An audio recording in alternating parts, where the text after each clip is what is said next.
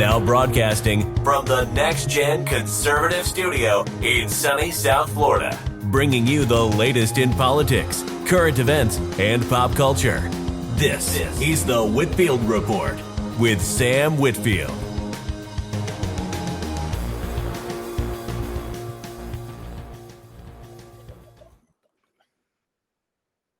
You know, Max and I were just talking about being prepared since we're both Eagle Scouts. Mm-hmm. But, Are we ever prepared, Sam? You know, this is the Whitfield Report. We take the part of improvising that we were taught. Take it very seriously in Boy Scouts. But anyway, welcome to the show, folks. Sam Whitfield, Max Sand, and Morth is here for the Whitfield Report. Happy to be here. And gentlemen, how has your week been? Pretty good, Sam. I will have you know that I believe this is my 75th episode on the show. Oh, wow. Time fucking flies, huh? Because that's only one a week. Yeah. That's actually like, wow, man. Like, thanks for being here. Yeah. I'm not. I had a busy week with work, but I had a nice Saturday. The wife and I we just decided randomly, our son went to his grandmother's for the weekend, as he tends to do, because he likes to get spoiled, as most 8-year-olds do. And grandma, she will spoil. So we had the night to ourselves, and we decided, hey, I was like, I'm going to go for a walk, because that's my thing, as you know. And she's like, oh, well, I'll go with you. So we decided to walk down to Pot Shop, they had late night deals, and grab some beers and just have a night just sitting and got fucked up. And then didn't have to get my son the next morning, so I could just sleep in. It was beautiful, Sam. Otherwise, a lot of work, a lot of yard work. It's that time of the year. And just outdoorsman shit. I haven't been around much. I notice, I see all these messages in Gilded, and I'm like, oh, I wish I could get back to people, but man, I've been busy. Well, How about you, Mort?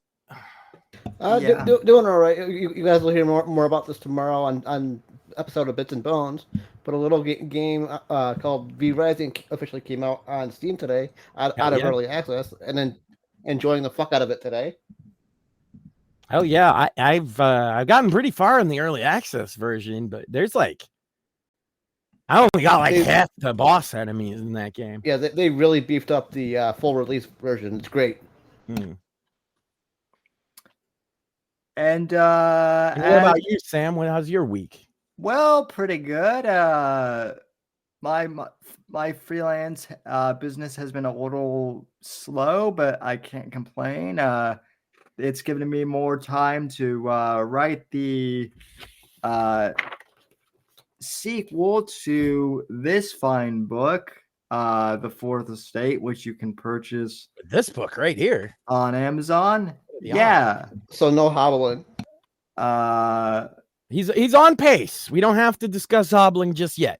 No, not just yet. And in between writing, I finished the latest Hitman trilogy, which I know it's a few years old, but it's still good. And I have to say that despite the fact that you need to be connected online to play it, it's a good game. And yeah. And the guy who the voice actor who plays Hitman always cracks me up just with how he delivers some of those deadpan lines. Yeah, my favorite's still Blood Money, but the new trilogy really gave it a run for its money in terms of there's some amazing locations in there, and I've also been creative executions and things. I've also been replaying Blood Money as well, which is fantastic. So, and then all of our week, since everyone here, we checked before the show, everyone here is a scout, a former scout, but you're not a former scout, you're a scout for life. Absolutely. That's important. Mm-hmm. And we got some news that kind of, no matter how your week was, would affect it, wouldn't it, Sam? Yeah, and first off, I want people to know that this isn't actually this isn't like breaking news, because this has been in development for a while, but It's been a process, and we all saw it coming. But this is the first time that like a lot of people publicly have seen it. But long story short, the Boy Scouts of America is no more. They have decided to change the name of their organization to the Scouts of America. Scouting USA. Scouting USA. Yeah. And the reason being is basically inclusion, quote unquote, meaning that girls can now join, even though the Girl Scouts of America still exists, as far as I can, as far as I'm aware. And that's totally equality. And now non-binary. Real quick, Sam, I got some like, as we're live breaking news, and I don't want to interrupt because we're going to talk about the fucking Boy Scouts, and I'm going to keep calling them the Boy Scouts. But I just got a message from a friend of the show who says, in case that we didn't know, Sam's beef with Mersh got featured on tonight's Pod Awful. I'm going to have to check that after we're done here. But yeah, because Mersh is not done just picking on one cripple. He's gone further, and we will get to that. I just wanted to, chat was asking, and no, we weren't aware. Obviously, Jesse, friend of the show, friend of us all, the greatest guy. And yeah, I'm sure we'll have a laugh watching it later on. But the Boy Scouts, man, this hits all of us, all three of us regulars here on the Whitfield Report, having been scouts, have some fun. We feel some type of way. Well, just a little bit. Well, first off, before we get into the news, like I just want to ask you, gentlemen, like, what was your experience like in Boy Scouts? If I suppose that would be a good way to start the conversation before we just Mort, would you like to tackle that first? Yeah, sure.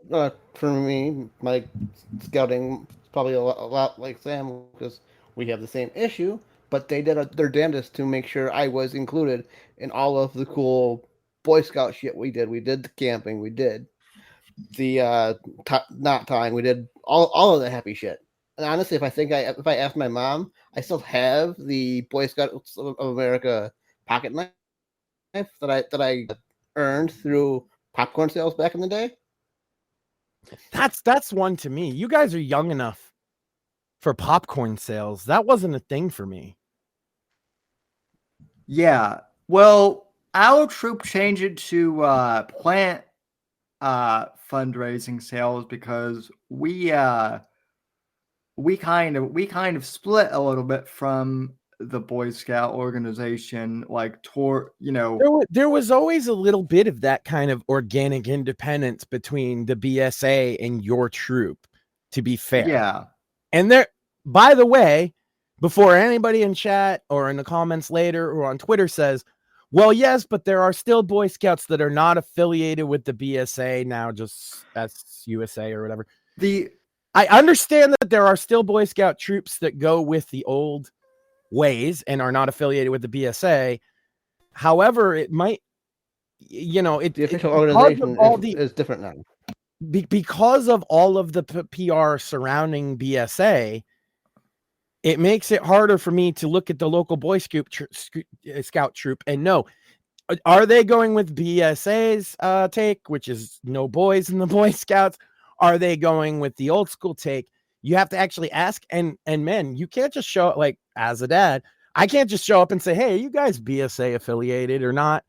And then walk away, because like, that's going to affect your status in your locality among your peers. The other thing too, I want to point out, because I did write a post about this on Twitter, and which I will read, and I want to, and we will get to that. But I do want to address real quick because people have sent me DMs, and some of them have been snarky, and they were like, "Oh, what about the pedophilia with the Boy Scouts?" Personally, I want to say that my troop was run by all dads who were in my neighborhood, who I grew up with. Many of them knew me since I was 5 years old. I played with their kids. Right. So basically, if they were going to be a pedo, they didn't need the BSA to do it. Right.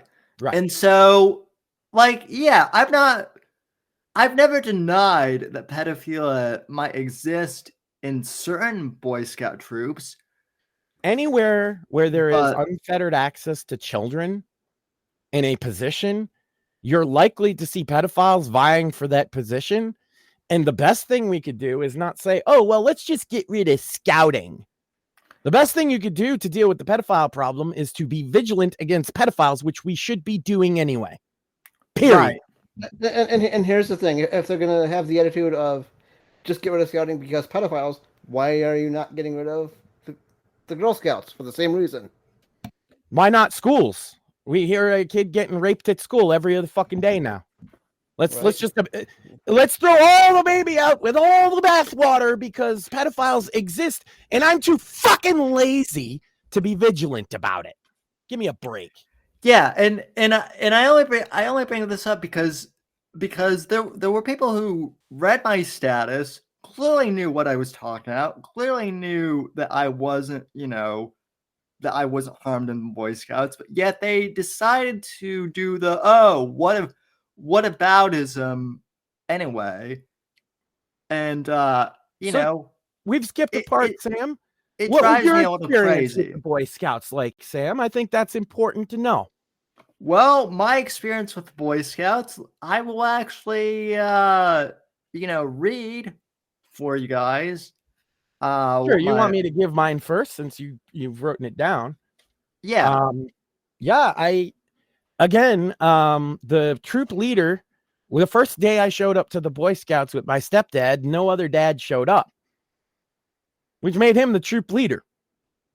And he did that for a couple weeks, and then other dads started showing up, and there was a couple of them, and they're all people, like you said, that I knew from my community. Nobody ever harmed me, or I was ever in any danger in Scouts. You know where I was in danger, ladies and gentlemen? At my fucking home with my abusive mother. At school with teachers who had the right to restrain me. I was in danger in those places, okay? But there was two places that I wasn't in any danger. One I've talked about before was the dojo where I trained in combat sports, and the other one was the Scouts. Right? So before you tell me how dangerous the Scouts are, you're going to have to explain to me how come I can have all of these people I know that have... I also grew up going to Catholic churches, and what would you believe, Sam? I was never abused by a priest. Shocking. And do you know, Sam, I live in the area where all that happened, and still. Isn't that crazy? That is almost like not everybody gets affected by the one fucking pedo that everybody catches. Right. Lord, people. No, pay attention to with the adults your kids are around, right? Don't leave your kids unattended with an adult so that you can go off and have a fun little time. Otherwise, and that's true, by the way, in anywhere you're going to leave your kid. You think there's no pedophiles who run daycare centers? Yeah. Anywhere where there's kids, you have to be fucking vigilant. So let's take the goddamn molestation angle off the fucking table, okay, for this discussion, because it doesn't affect any of us, unless you were not in any way unsafe at the Boy Scouts, right? I'm assuming. No, I was extremely safe at the Boy Scouts. Like you guys are saying, the dads that ran the troop were the dads in the neighborhood. Period. Right. So I want to make that very fucking clear. Is like, yeah, you're talking about some shit that doesn't make any sense to us, right? And I'm not saying there's no pedophile scout leaders in history. As a matter of fact, I know one personally. A friend of my wife's father got popped for fucking being a molester and a scout leader in another troop somewhere. So I'm not saying it doesn't happen. Yeah, there were definitely other troops in our surrounding area where that was a problem for sure that we heard about. And I will tell you that, like, when my mom was an assistant scoutmaster, and there were meetings, like, the scoutmasters in our troop, the adult council, they all had meetings to discuss and, make sure that the protocols for the troop were in place so that there weren't any kids that were harmed. Right. So because that defeats the whole purpose of what you're trying to. The pedophile is trying to get easy access to kids. Everybody knows what their agenda is. The agenda of the troop should be, how do we give these kids a safe, healthy, educational environment? And that's it. That's the only thing you should be worried about. right. And fun, of course. But fun comes naturally from the stuff you do in Boy Scouts. Yeah, such as community service and camping. And I didn't share this in the post, but I will share a little bit about the my old Eagle. jamboree. Everybody Yeah. loved the fucking jamboree, right? Oh yeah, everybody loved Eagle Scout projects and too. the Pinewood Derby races. Those were fun. Oh yeah. Oh my! Derby was the pinnacle, right? I still have one of my Pinewood Derby cars up on. I may have a couple at my mom's house, but I'm not sure. If I do, I'll have my mom drop them off and show you guys at some point. Yeah, I just because there's no troop that I can send him to, I actually just got a kit and built a Pinewood Derby with my son a couple months ago, like a Pinewood cool. racer. It's red. He wanted it to be red and black, and number 12. I remember when I was a kid, one of the Pinewood Derby cars I made like 4 of them. One was a Batmobile Pinewood Derby because I was into Batman as a kid. Still am.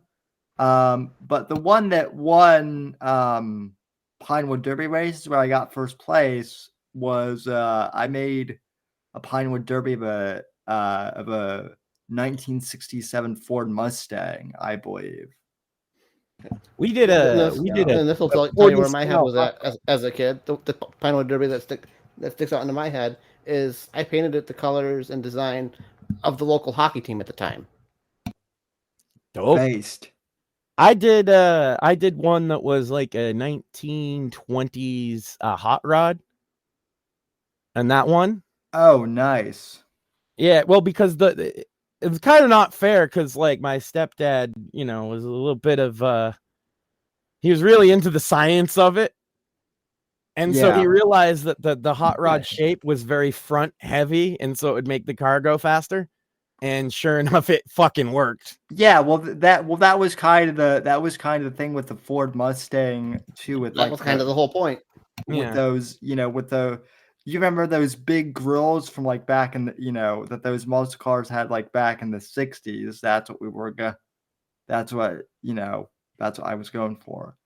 But anyway, well, yeah, now you should tell us about your experience, Sam, because I think this is a well-written piece. Yeah, and I actually based this off of an open letter that I wrote to the Boy Scouts like a couple of years ago when all of this stuff was first happening. And then once we get through that and what it's been for us, then we can talk about the today stuff, because I have a lot to say as a father. I'm not gonna lie.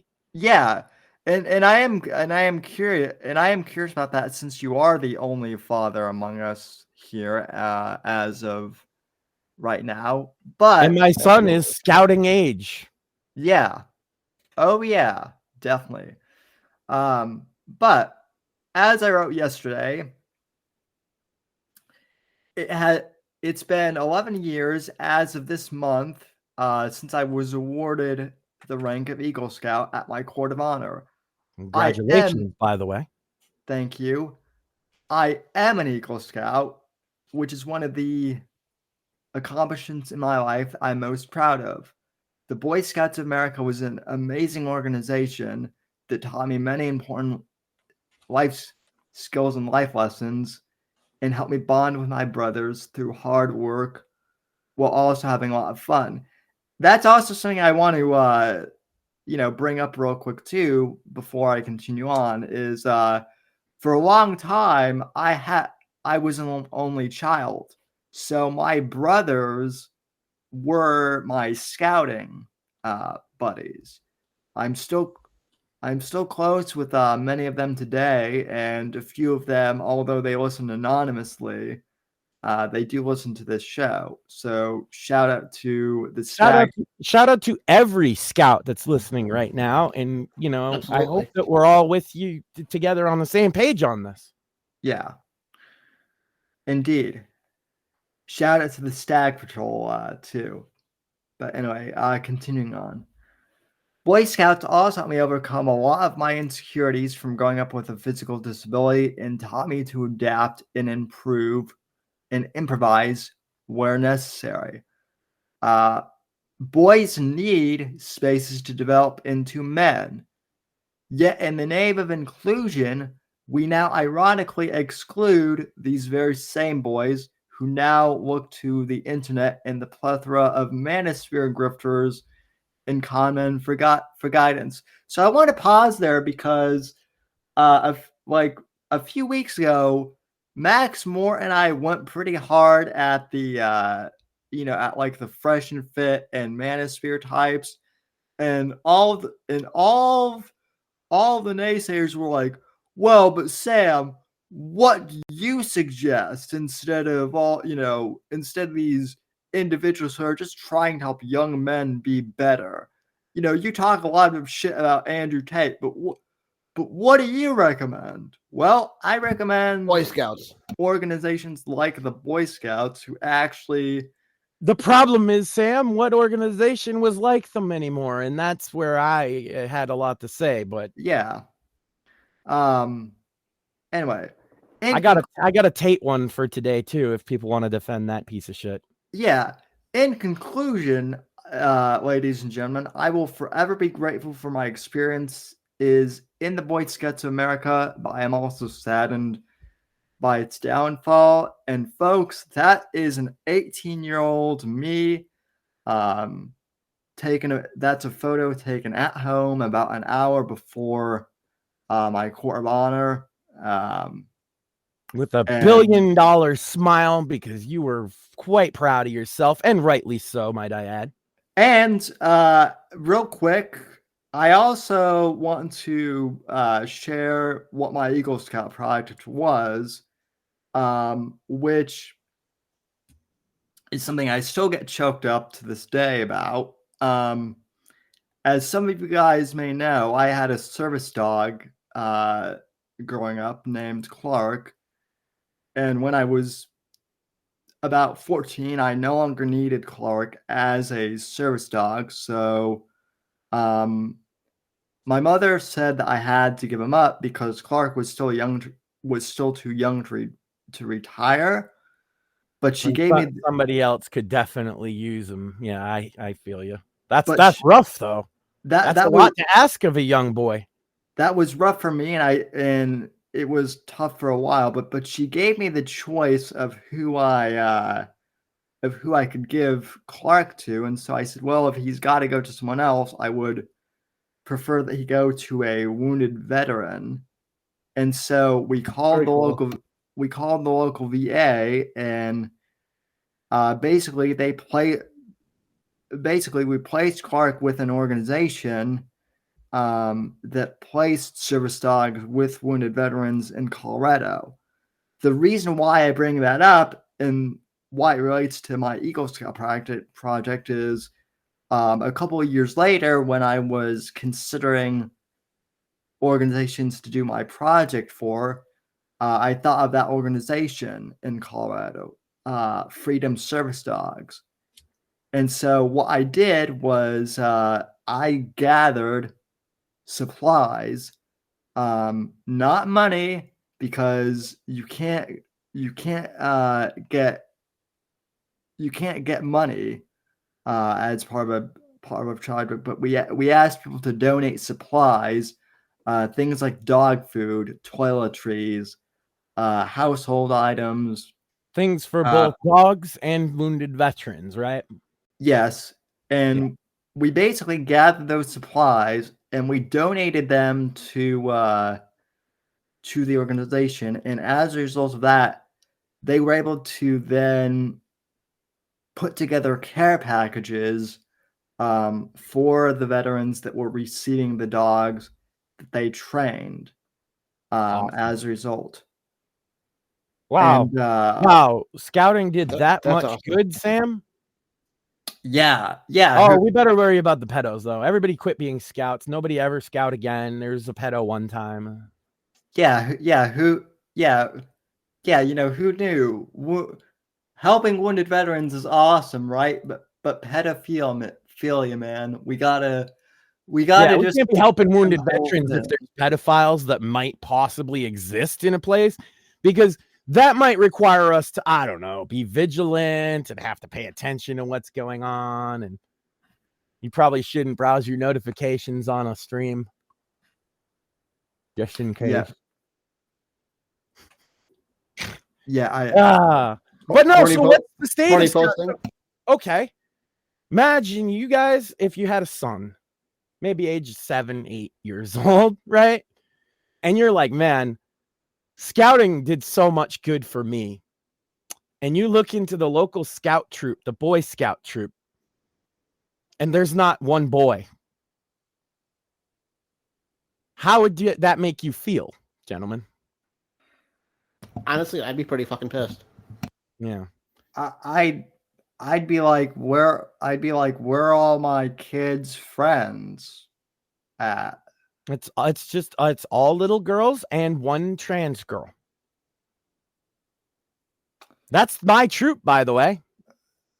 That's the troop that I was in. I'd be fucking fuming. So that's got to be extra tough because you're not that old, and I'm probably more qualified to be a leader of the troop than all of them. Yeah, more than likely. Let me ask you this, Max. Like, do you ever worry as a? I mean, I know we've talked a little bit about this, but like, you're probably at the age where you're looking for positive things for your, son and his friends to get involved in, and there's nothing organized, Sam. I can imagine. Well, I can imagine that must be frustrating for you. So I was talking about this earlier today in the Gilded, and I mentioned when I was a kid, there was a plethora of organizations, and if you were not doing sports, if you weren't in the scouts, if you didn't go to a karate, if you didn't have extracurriculars, you were a loser. Just flat out. Like, why aren't you in anything, It doesn't seem to be common, and I don't just mean for kids like my kids' age nowadays. I frankly mean it upwards and including people you guys' age, like in your late 20s. Right. But they didn't have a lot of organizations. You obviously are an exception, and it seems like scouting had Max, you and I are the same age. Yeah, that's why I thought it when I said you guys, and then I thought about you. I was like, well. But like, you see that these organizations do you good, and you want to do something like that for your kid. But here's the problem, okay? Scouting's a no-go because it's the Girl Scouts. It's not even the Boy Scouts anymore. They literally are basically rejecting boys. So it's not a place for boys. Maybe you could say, oh, well, they could play little boy sports. Well, even when I was a kid, we're going to upset like the one female viewers that we have, Sam, and I apologize, but oh, there's a girl on the team. Isn't it so great? Let's all talk about the girl all day. She can pitch overhand, Sam. We got to make her the pitcher, even though her pitches are worse than every man on the team. She's mediocre at best. Oh, but she's a girl, and she's playing, and she's so good. No, she hasn't got one hit all fucking season. Let's all pay attention to the girl. And no longer is it the boys' team anymore. It's not. Yeah. You're riding the coattails of the girl that everybody loves. It's so great that she played baseball. So you can't have that. Nowadays, it's not just baseball, Sam. Nowadays, the fucking basketball team's going to have a girl. The football team might have a girl kicker. And guess who everybody gets all the attention? It ain't going to be not one of the fucking boys. Not Speaking one. of that, Max. Don't care. I'm sorry, Morpheus, but doesn't matter that you're such a great athlete that you're definitely going to get a college scholarship. Doesn't matter. You're not important on the team anymore because there's a girl on it. Go ahead. I'm sorry. I would agree. I just had to jump in because the whole female kicker in the football team.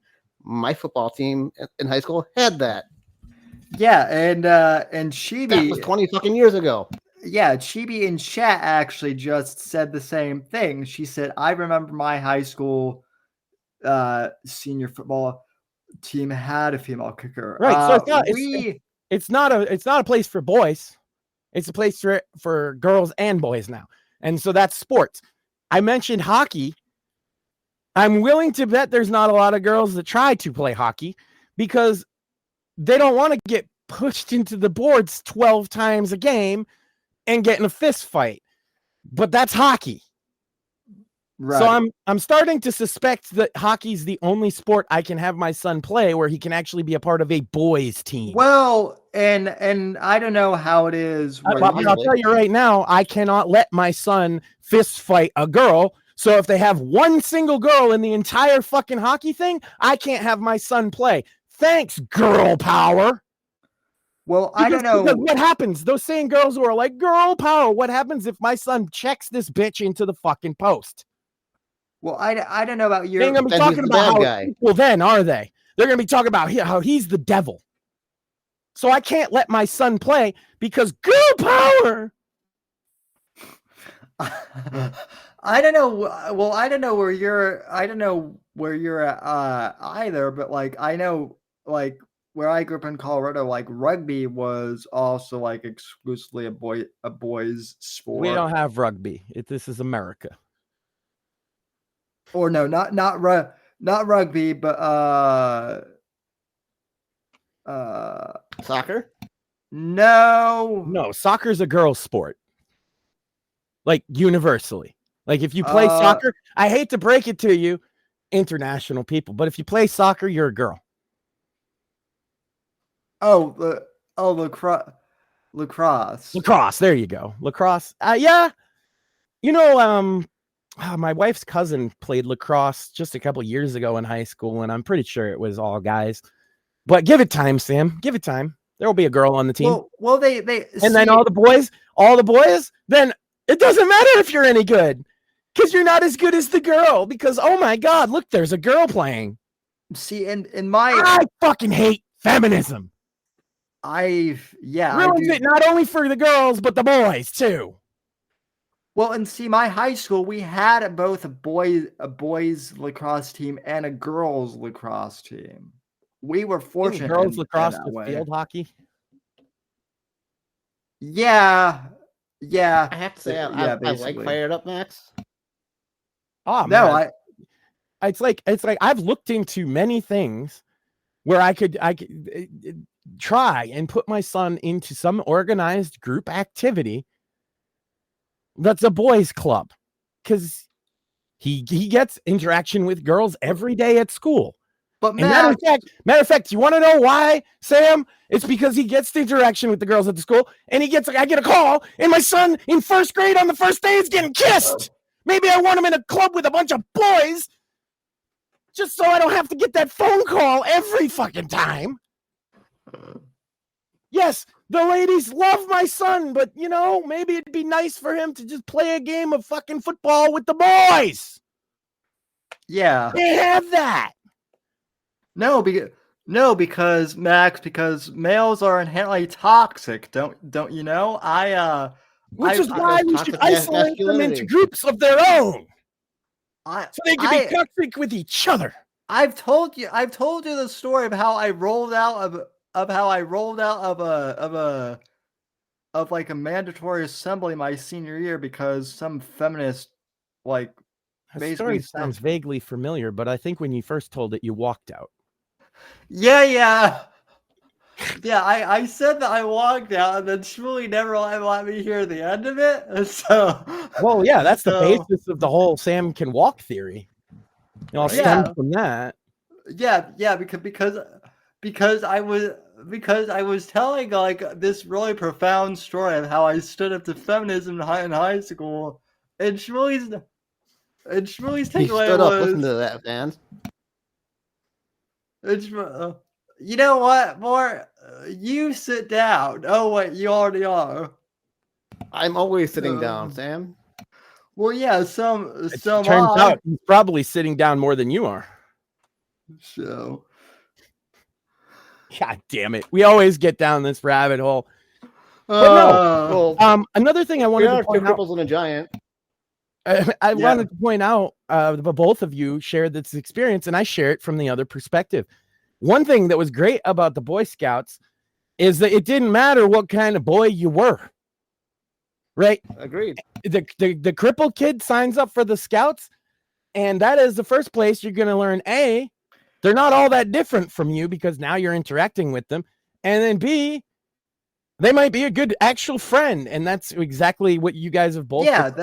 And that's another thing too. Like, I hadn't even thought of that until you mentioned it, but like that was the other thing too, was like most of the friends that I was in Boy Scouts with, we also went to the same elementary school, so and middle school. So like especially like during middle school when people were like weird and didn't know how to approach me, like all my other friends were like, "Oh, Sam's cool. He's just like the rest of us." Like, yeah, Sam's one of us. Yeah, and so, I spent a week in the woods with that guy. What do you mean? Yeah, and that's what Boy Scouts. He's just on fucking wheels. That's what Boy Scouts will do for you. Another one, like a separate issue, but a similar thing. There might be black kids in your troop. There might be Hispanic kids in your troop. There might be Asian kids in your troop. There might be people who speak different languages in your troop. But if they're boys and they're part of the troop, you are brothers. And that's that. And to me, that's real inclusion. Like, what? Like, I hate to say it, but like this whole thing of, we have to be inclusive. We have to be inclusive. Shut the fuck up. It's anything but inclusive, you fucking assholes. Well, I just pointed out, I feel that my son is excluded from basically all organized activities for kids his age. Yeah, pretty much. And personal story about the Scouts. Another personal story about the Scouts. To this day, my quote unquote adult wheelchair does not have handlebars. Why is that? Because my buddies in the fucking Scouts would try to run me into things. That was fucking funny. Not only that, but like Glad the cripple. I love it. That's based. Not only that, but like sometimes my friends would be like, "Sam, can I try? Can I try it?" So what they would do is I would get me a chair so they could get in it. So I would be next thing they're setting up ramps and shit. Yeah, and I remember my mom. I remember one time we were at the sand dunes, and I had one of those like sand wheelchairs, and my mom was on the trip. I had like one of those like wheelchairs that you could take through sand with like the big balloon tires. Yep. And some of the kids and some of the boys wanted to take off sweet jumps, including me, and my mom said, If you guys get injured, I'm not taking any of you to the hospital. But basically, it's the right response. And of course, a bunch of us we took the chair off jumps, and a couple of us ate sand. So, I did those jumps in the fucking middle of the street. My friends were fucking skateboarders. So was I. Yeah, I hit those fucking jumps. Yeah. Yeah. Eventually, you have to try it. Exactly. Because I imagine the peer pressure for you to do a jump always exists, even now when you're like that's middle aged. It exists, But I cannot tell you. There's always at least one friend like, Mort, you don't fucking have to do this. Yes, the fuck I do. You don't get to decide, man. It's gonna be fun. Yeah. Exactly. It's going to be fun. I'm going to be hepped up on fucking adrenaline and testosterone, and I'm going to fucking do it, goddammit. And this is why boys need a space for boys. Because one girl in that group is going to be like, oh my God, you guys are going to get hurt. We can't do this. We're going to get in trouble. Yeah. I'm telling. Or oh my God, you shouldn't be mean to him. He's just he's in a wheelchair. There's no reason to be mean My to him. God, are you all ableist? He can't do the thing. Oh yeah, really? Watch me, bitch. Meanwhile, there was nothing less ableist than y'all hanging out with the boys. Exactly. Because they're just like, okay, but like, we could include you, and not only that, make you the center of attention if we just jump this fucking jump. Yeah. And another thing, anytime I was, say, in a forest with the boys, if I couldn't physically get through something, lock down the chair, and the boys would help fucking lift me up and get me there. Improvise. Yeah. We were literally just talking about that. Improvise is like part of the code. You got to be able to improvise and adapt, and having a guy like you guys in the troop would cause not only that adaptation, right, but camaraderie. We can't leave Sam behind. And granted, so what do we do? I would generally be the brain behind how we do the thing, but I can't physically do the thing myself. I would just tell the guys, this is how we need to do it. Oh, please. My scoutmasters. Did anybody have to tell them, or did they just do it? They just did it because they were the boys. That's right. I have a story about that too. So my scoutmaster's oldest son, Justin, I was a new scout, and Justin was 16, 17 years old at the time. So he was a lot older. But Justin, who I still know to this day and is a terrific guy, also very based and red-pilled, he and I really bonded, and he was like an older brother to me. And I remember there was one camping trip where the guys were going to go out on a camping trip, and everyone was getting ready to get their packs on, and he said, "Hang on, guys. None of us are going on this hike until we figure out how to get Sam up the mountain with us." This was a 17-year-old kid telling other 17-year-old kids, all the way down to 14-year-old kids, that they needed to help 13-year-old me. It's almost like they instilled a sense of like responsibility and community or something. Yeah, and then Justin put me on his shoulders and piggybacked me up there with his pack. And that's what I would probably do. Yeah. Well, and I mean, he was a tall guy, like he was a giant like you, and I was a real shrimpy kid, so I didn't weigh anything. So basically, I don't even remember if there was a photo, but basically, like, the pack probably weighed more than you, Sam. Yeah, basically, just to give some comparison, he looked like Luke Skywalker carrying Yoda through Dagobah in The Empire Strikes Back. That's basically what the photo would have looked like. Fun fact, Sam, there was a massive bug in Fortnite. And I'll tell you how it's related in a second, but you'll get a kick out of this. They had to ban Yoda because they have a backpack with Yoda in it in Fortnite. And if you do a certain emote on a server with a person with that backpack, the emote being the dance of Zoidberg from Futurama, whatever reason, if you do the Zoidberg dance, Yoda's face turns into green spaghetti and just crashes the server. That's hilarious. So you mentioned the backpack on Dagobah, and I'm just thinking Fortnite just today had this major thing, so that's why I mentioned it. Yeah, no, but Justin and I were like Luke and Yoda, hiking through Dago. And you should just be thankful nobody did a Zoidberg dance.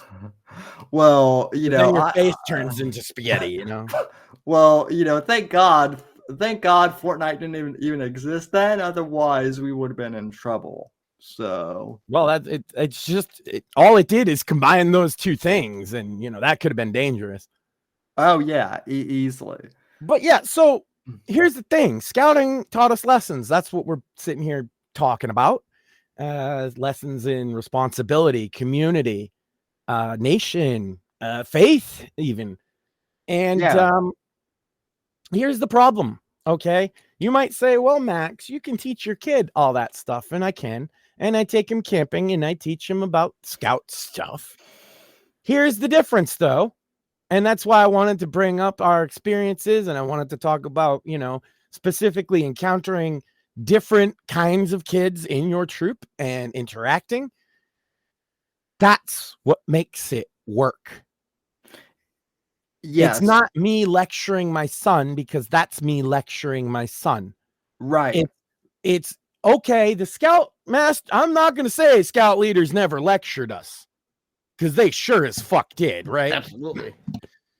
But the lecture sunk in because of the stuff that you were doing with your peers in relation to it.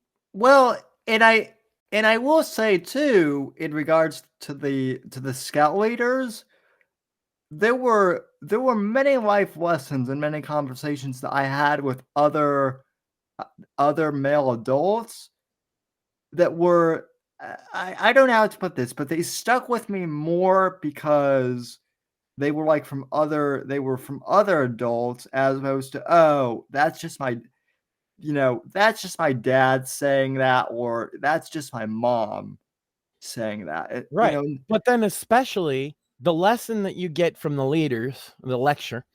Right. And then you do some stuff with your bros. And that's where the real lessons come from. What the scout leader said might stick in your mind. But what really enforces those lessons is the activities, and it's doing them with your peers. That's why scouts are important. If it was just you could take your kid alone and do all the same things and get the same results, then the scouts would never have existed. But there's a reason for it. And the reason is the camaraderie reinforces the important life lessons that are being imparted. And it seems to me it'd be hard for a young boy to have any camaraderie in a troop that's all girls. Yeah. It's not the same. I'm sorry. No. I will not sign my son up for anything like that. And that sucks, because it's my troop. I can't have my son go to my troop, Sam. Well, let's just say there's an even number of boys and girls in the troop, right? That's still it still is awkward, because boys have we have conversations amongst ourselves, and then just imagine a girl comes in the middle of that. Oh yeah, if it was split down the middle, you're just gonna have two cliques. You're not gonna have a troop. Absolutely not. Yeah, and if you have, like I say, one girl, even back in the 80s and 90s, it turns everything into about that girl, because she's so different, she's so unique, she's so special. She's breaking a glass ceiling.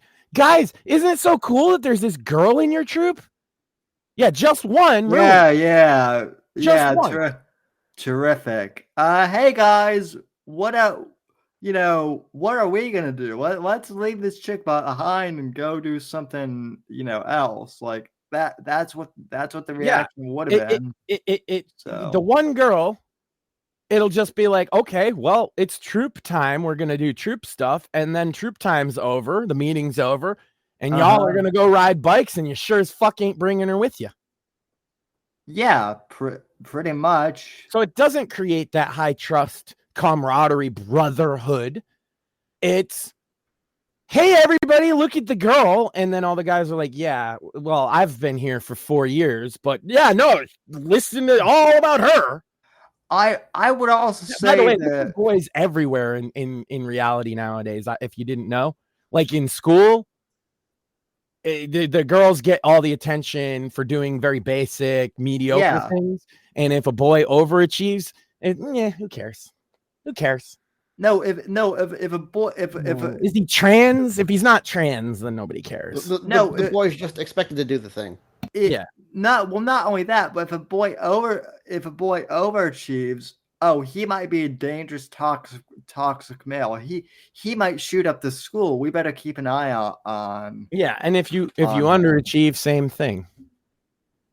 Yeah, there's no win. And if you're right, mediocre, middle of the road, you miss out on attention that makes kids feel important. And that's why so many of them don't. So many boys feel unimportant in society. It starts here. It starts in school. It starts with the Girl Scouts and the Scouts.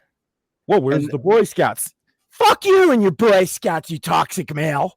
And by the way, Girl Scouts does not let in boys or transgender. Right. Of course. So I do want to connect this to another thing though, because look, as much as I hate Andrew Tate and whatnot, I do understand, like, so all these organizations are gone that help boys. So then you have these grifters on the internet saying, well, hey, all these organizations are gone. Hey, gentlemen, come over here and give me super chats, and I'll teach you how to be. Give me $500 a year. Now, speaking of him, I had a real quick thing I wanted to bring up, and since you brought him up again, let's go. Did you see what he posted today? No, because I don't really pay much attention. Or it might have been yesterday, but it's been in the vicinity. So Andrew Tate posts a picture of himself, and he says, "Oh, all you anonymous people hiding behind anonymous accounts, post your real name and face and then be racist." You know, there's a law that just passed, Sam, in Canada that says what he just said would be, get you in jail. He's not helpful if you're a young man, because he's literally telling you to commit a crime in most countries. Fuck Andrew Tate. And yes, I would still fight him. And yes, I would still kick his ass. Based? And anonymity and free speech are synonymous. You cannot have one without the other. Well, it's funny that you say that, because that leads into our next topic. I know that I don't give I know that we've kind of dunked on the Daily Wire a bit, and to be fair, that does happen a lot, somewhat. But to be fair, they deserve it a lot too. Yeah, it's not undeserved. To be fair, but Matt Walsh actually posted a video on Friday that is well worth watching, because it deals with the Anti-Semitism Awareness Act, which is before our Congress right now. And Matt actually has a pretty good take on this. I'm not sure if either Moore or Max, if you've seen this, but I have not. Let me go ahead and pull this up to you, because, like I said, the Daily Wire does deserve its fair share of criticism. But as I've always said, I will give people credit where credit is due, and I think Matt Walsh is actually, he deserves some credit here. So let's play this clip, and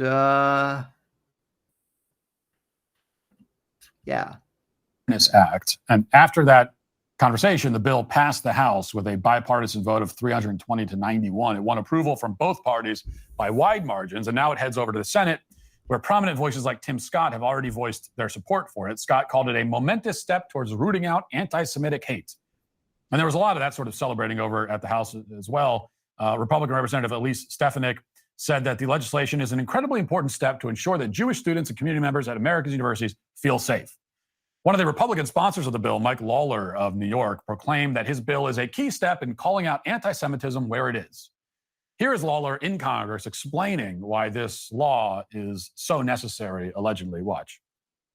I rise in support of my bill, the Anti-Semitism Awareness Act, and I want to thank my colleague, Congressman Josh Gottheimer from New Jersey, for his courage in leading on this issue.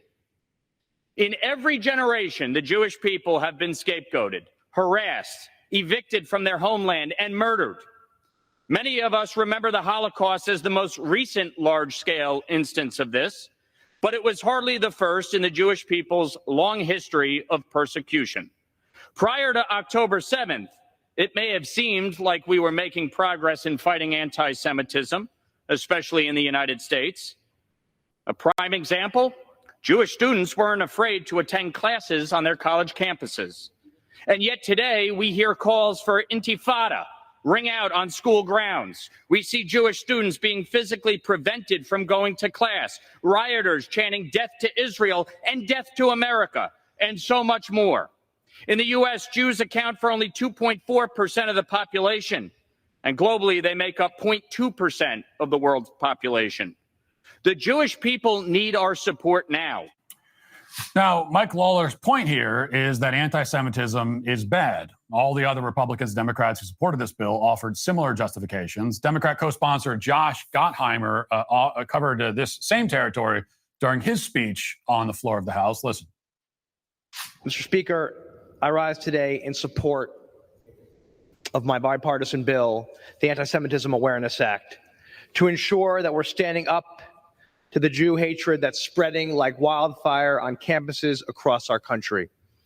I'm proud to lead this legislation with my friend and fellow Problem Solver Caucus member, Congressman Mike Lawler from New York. If they're committing As crime, we are voting charge today them for the crime. What? Like, how is that hard? Right, exactly. Shouldn't Okay. be that hard. If they're on the campus and they assault or threaten a Jewish student or any fucking student, we have a legal system for that. That's a crime already.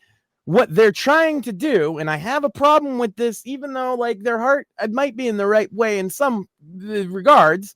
Obviously, we don't think it's right to have a group of people just singled out for persecution in public.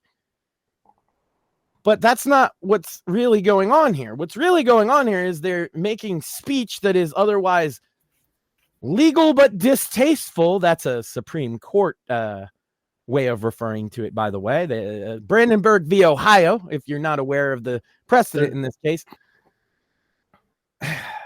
Yeah, you can they're doing say their damnedest to create hate speech in America.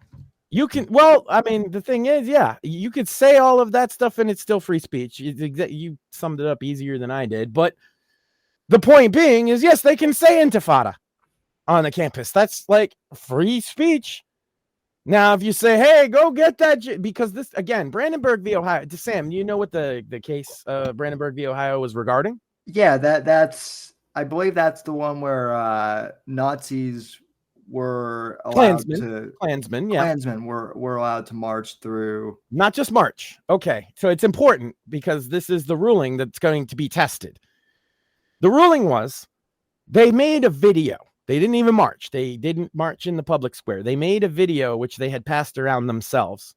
Obviously, this was in the 70s, so, you know, it wasn't exactly on the internet. So the video, they called for a specific policy of hanging all the N-words, let's just say. Okay? That was what they were saying. Supreme Court had to rule, is that a threat? The answer, no. That's not a threat. That's a policy proposal. It's not a policy proposal that we would like. It's not one that is popular, but it is not a clear and specific threat. And so under those guidelines, what these protesters are yelling at the Jewish kids does not concern me one bit. If the college is going to allow them to do the protest and they aren't committing any actual crimes, then you are just making free speech illegal. And I oppose that. Right. Same. but this gets better, folks. And I know. I heard the these are state senators, whatever. I heard them talking, and I just wanted to point out that half of the things that they're saying they want to take care of are already crimes. Oh yeah. And I made this point when I replied to the video somewhere else on Twitter over the weekend. Not only that, Sam, but we were critical of this bill before October 7th when DeSantis first proposed and signed the anti-BDS law. Yeah. It was actually my whole reason I was against his candidacy to begin with, if you remember. Yeah. And I stand behind that. Like, look, if somebody wants, I don't care what they're saying, how stupid it is. If they're not fucking threatening anybody and they're not committing a crime, let them fucking say it. If everybody's too stupid to discern garbage from something worth listening to, well, our Constitution isn't supposed to fix that problem, actually. You know what's a real mystery to me, by the way? Good evening, fellas. What sort of behavior do you think would make them like the scapegoat for so many centuries or whatever? Like why is everybody picking on the Jews? What do they do? What are they doing? And the answer is a much bigger question than I think either side of that issue would even want to address. And I've been dealing with for 10 fucking years. And it sucks because sometimes, you know, I have to defend stuff like this and they get the wrong idea. I don't support the Free Palestine people the fuck at all, right? Except they have the right to say it. If they're not committing a crime, then don't fucking arrest them. If the college doesn't want them protesting, the college has the right to say no and kick them the fuck out. If they're not doing that, oh well. Well, and that's the other thing too. I can't link to it because it's behind a paywall, but I have I read in the Wall Street Journal over the weekend, basically the president of the University of Florida basically pointed out that any of these colleges could stop the riots and the protesters if they wanted. Yeah, but they don't want to. They have both procedural and legal authority to do so. Do you know why there aren't any riots in Florida? Any guesses as to why? Well, there was that bit about if you run over some people in the road protesting, you won't get charged. That might help. Well, there's that, but also there's also pretty good stand your ground laws. Well, also though, in regards to the universities specifically, basically, all the colleges here have said, we respect your right to protest peacefully, but if the protest turns violent, not only will you get arrested, but you'll basically be academically dismissed and not allowed to set foot on campus for up to 3 years. Good. So, right. I actually, a friend of mine goes to one of the colleges down there. I forget which one, at Florida U or something. He said that there were protests, and he was aggravated by both of them because you couldn't even just walk by to go to your class, right? They want to engage you. And after a couple of days, apparently both sides just got told, get the fuck out of here, or you're not going to be able to graduate. Yeah, that's what happened. That's what happened at my alumni, basically. Yeah. But I totally understand. You know, there's a third side to this that nobody wants to fucking talk about, and that's the motherfucker that doesn't give a shit for Palestine or Israel, and he's trying to get to finals. Yeah, that's most people. Final season, and he needs to study, and he's on the cusp of a 3.0 or a 2.9 GPA, which is the difference between him getting his fucking diploma or graduate degree, whatever you fucking call it. He's got shit to do, and he doesn't care about your fucking protests. He's the one suffering. Yeah. Well, and then the other thing is a lot of the protesters aren't even students. They're bussed in. They're from all over. I believe the term is astroturf, and so yeah, they've been doing that shit for years, though. I mean, yeah, the whole shit, and I mean even before that. But I think they bust a lot. They bust a whole shit ton of Antifa into the straight pride in 2019. Yeah. And we know that because once they all got arrested, none of them were from here. Yeah, well, right. It's often the case. I mean, it's just like when these people get bussed in, or Minnesota, or any of the various places that fucking burned down a few years ago. Just pallets of bricks ending up on street corners. There's just a canister of gas just sitting there. I wonder why that's there. What do you know? How convenient.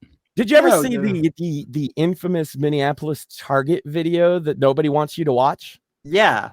The one where a white guy with an Antifa flag on his shirt walks up, smashes the window in front of all the black people that weren't doing shit 5 seconds ago. Oh, yeah. And then he screams, "We looting, boys!" And they all rush in. Wow. Yeah. That's what started the whole Minneapolis thing, was some white Antifa kid went to a actual protest of black people, smashed the window, screamed, didn't take anything, by the way. He did not take one thing, screamed, "We looting, boys," and then ran. That's what started the whole city of Minneapolis burning to the fucking ground. Yeah, That's provocateurs. so I mean, yeah, the provocateurs, that's not unusual. It's not uncommon. I mean, the fact that people, the fact that it's even a discussion at this point with so many people, normies, which I still consider myself for the most part, but I'm not so blind to the, everybody just wants to be comfortable and for things to be convenient,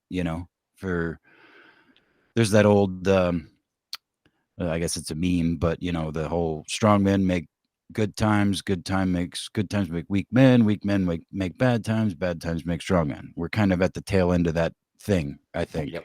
And in fairness to you, Apex, up until 2020, I was also a normie. Well, I think we're all a little more normie here. Yeah, we're more normie than not, I think. Right. Here. But we're a little more aware. Because I find the normies, like normies in my mind, are the people that, and not even that old, but, maybe a little bit older than me, 40s, 50s, that like refuse to use they don't refuse to use the internet, but basically anything that you try to show them or educate them on, they're like, well, where's that from? Like, well, the us.gov website. Well, that's on the internet. That it's got to be fake. They're just the internet is not a part of their life, essentially. Sure. It's a minor. Maybe they go on Facebook and be like, "Here's my family picnic," but otherwise, they're just not online. Yeah, it's an ethereal thing, sort of, and it is to those of us that use it too. And truth be told, my life was way better before I started using the internet. I don't have a comparison, to be honest, because I was on BBS boards and I'm a nerd. No, for sure. I mean, back in the early 2000s, I had a fucking computer. I was actually just thinking today, back on my Flash 1.0 little stick figure, like murder animations that I used to do, or like karate. One was like it's through a scope and it like blows a guy's head off, and then a bird comes down and picks the head up. Shit took me forever, but I loved it. It's just like moving pixel at a time. Oh, man. Adobe Flash era shit was a vibe. Yeah. Do any of you gentlemen remember the games from fucking like Newgrounds and shit? Yeah. Miniclip. I also remember miniclip.com. But that's the thing he's getting at here is that during those times, the internet was kind of ethereal for us too. Right. Yeah. I'm with you like 100%. Like getting too invested online at all is where you lose your normie status, I think. Of course, yeah. And it's just the way it's all designed, it's so easy to fucking fall into. And like Sammy and I talked about years ago, I can't remember where I originally heard this take recommended in your feed. You can get the next step of your right. I can't remember who I heard it from originally, but it rung a bell with me. The idea that like everybody, especially in this modern era, over the last century, probably, and certainly into the future, has had some kind of mental illness or mental deficiency or social awkward, something weird about them.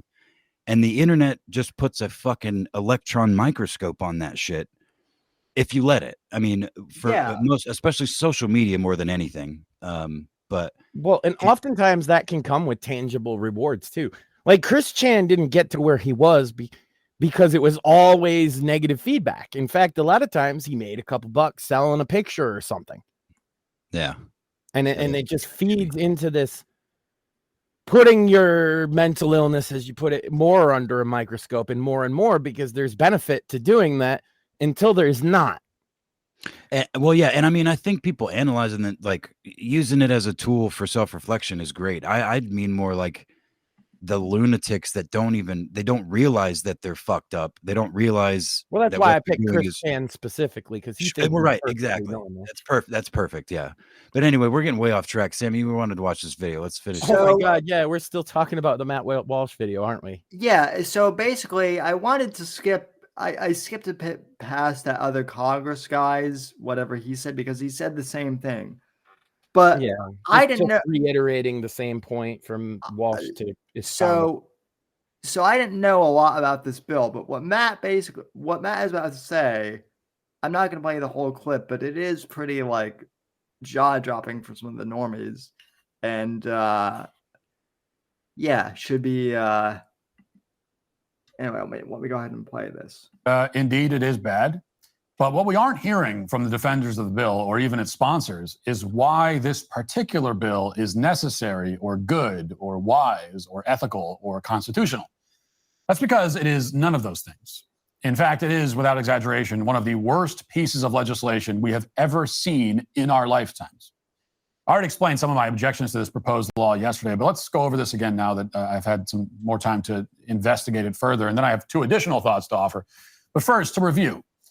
The Anti-Semitism Awareness Act that just passed the House mandates that when the Department of Education enforces federal anti-discrimination laws, it does so according to a definition of anti-Semitism provided by something called the International Holocaust Remembrance Alliance. So the legislation is mandating a certain definition of unlawful anti-Semitism, but it has farmed that definition out to this other group. Insanely, the bill itself never gives a definition. It only says that the definition is whatever the International Holocaust Remembrance Alliance says it is. The bill adds that the examples of anti-Semitism provided by the same group shall henceforth also be a part of the legal definition of anti-Semitism. But of course, the bill doesn't tell you what those examples are either. Now, when we talked about this yesterday, I didn't know what the International Holocaust Remembrance Alliance was. All I knew, all that any of us really need to know, is that it is not a legislative body of the United States government. Whatever it is, it certainly is not an organization that should have any ability to dictate legislation or define the terms in our laws. Imagine that. But the truth is even worse than it first appears. The IHRA is not just some random activist group. It is, as the I for international suggests, an international and intergovernmental organization founded by the Prime Minister of Sweden in 1998. It's comprised of international partners, quote unquote, like the UN and the EU. There's always a fucking 35 member countries, including the United States, the UK, and of course, Israel. Now, what this means is that our legislation is being farmed out specifically to foreign powers. Should this bill become law, it will mean that a group of foreign governments have had a say in developing speech restrictions that govern American citizens. Now, that is more than enough reason to oppose the bill absolutely and unequivocally. I would want to take this legislation Is anybody here shocked? shoot it into the sun Not at all. based solely on the fact that it gives foreign governments any power at all over our own people.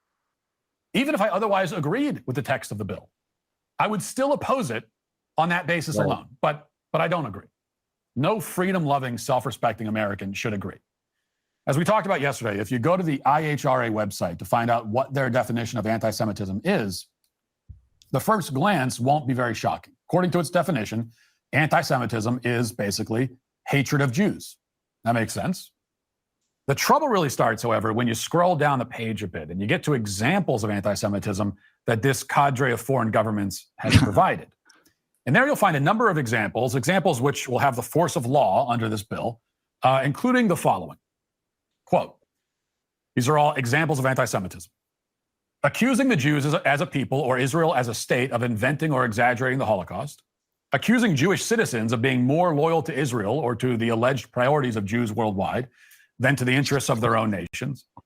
Denying the Jewish people the right to self-determination, e.g. by claiming that the existence of a state of Israel is a racist endeavor.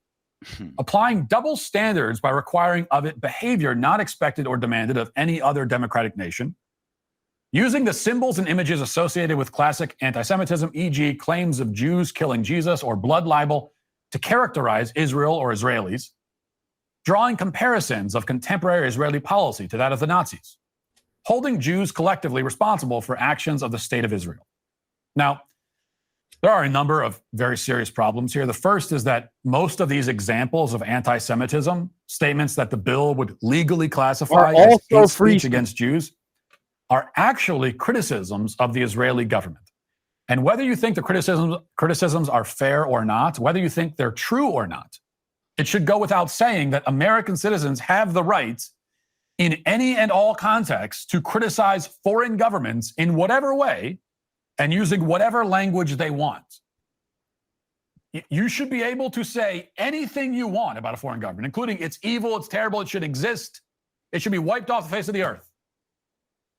Now, like I'm not China. saying it's right to say that, but of course you should have the right, have the right to say that about a foreign government as an American citizen. Are you kidding me? We have the right to criticize foreign government. We have the right to criticize our own government. So we must certainly then have the right to criticize the governments of other nations. Now, keep in mind, it's not just one or two opinions about the Israeli government that you're not allowed to have under this bill. That would be bad enough. Dictating the viewpoints that Americans can have or express about a foreign country is pure madness. It is evil, no matter how limited the rules might be. But these rules are actually incredibly wide in their scope. After all, it says that applying double standards to the state of Israel is anti-Semitic. Well, there are hundreds of opinions you might have about Israel that could be classified as double standards. And who determines which opinions are double standards and therefore forbidden?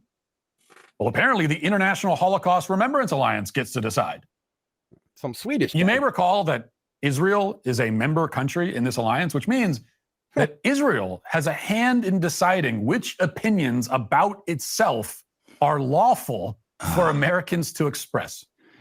Eat shit. When I said that this is one of the worst pieces of legislation we've ever seen, I wasn't exaggerating. Now, there's another example on the list. So I don't want to go too far in, but that's basically like I the have gist. I have something to say about this. Yeah. I think, aside from the people in this call and probably a lot of other people, the public figures in the right-wing sort of sphere, I mean, besides the fact that this is obviously much more of a push, I feel like it's just because they're being so open and brazen about the language and shit, because there's, in the last handful of years already, Donald Trump, I'm pretty sure, passed an executive order based on something specific about anti-Semitism on colleges. Hold on. I want to Google anti-Semitism. Anyway, this sort of shit has been happening already, just on a smaller scale, like on a state level, I think. Right. You know, Yeah, I pointed out that was one of my biggest criticisms of the DeSantis campaign. Is one of the first things he did was sign a bill saying you couldn't criticize, boycott, divest, or sanction BDS. Yeah. Do that in Israel. He signed that in Tel Aviv, not in Florida. Well, exactly. And then this feigning, like, can you believe that a foreign government is going to have any sort of sway on our government? Are you fucking kidding me? Like, that's a joke. Just look at dual citizenship in Congress. You know? I would recommend, anybody that is, willing to put this fight up to the test. This is the exact kind of case you take to the Supreme Court. Yeah. I would not. I would not worry so much if you get caught on this law, because I have a feeling that this law doesn't uphold, constitutional rigor. It just depends on how deep those roots go, man. I mean, the reason why I bring this up though is because, like I said, say what you will about Matt Walsh, I've been critical of him before, and for good reason. But this is one area where, from what I've heard, he is breaking rank with Shapiro on. I don't think you need to speculate. It on. seems pretty obvious that Right. Shapiro has a very different take. And so like I said, I like to give credit where credit is due, and Matt Walsh reaches a lot of normies Which who go ahead. Sorry, so all I'm saying is good on Matt Walsh. I wanted to play this clip because there was a lot about this particular bill that I didn't know. Well, it's funny because by what he just said, you could say Canada should be wiped off the face of the earth. You could say China should be wiped off the face of the earth. You could say the UK should be wiped off the face of the earth. And a lot of my Irish compatriots might agree. And you could say fucking Russia should be wiped off the face of the earth. But God help you if you say Israel. That is a double standard, and that goes against their own stupid definition. The problem with all of these definitions, it's the same problem with all the speech laws.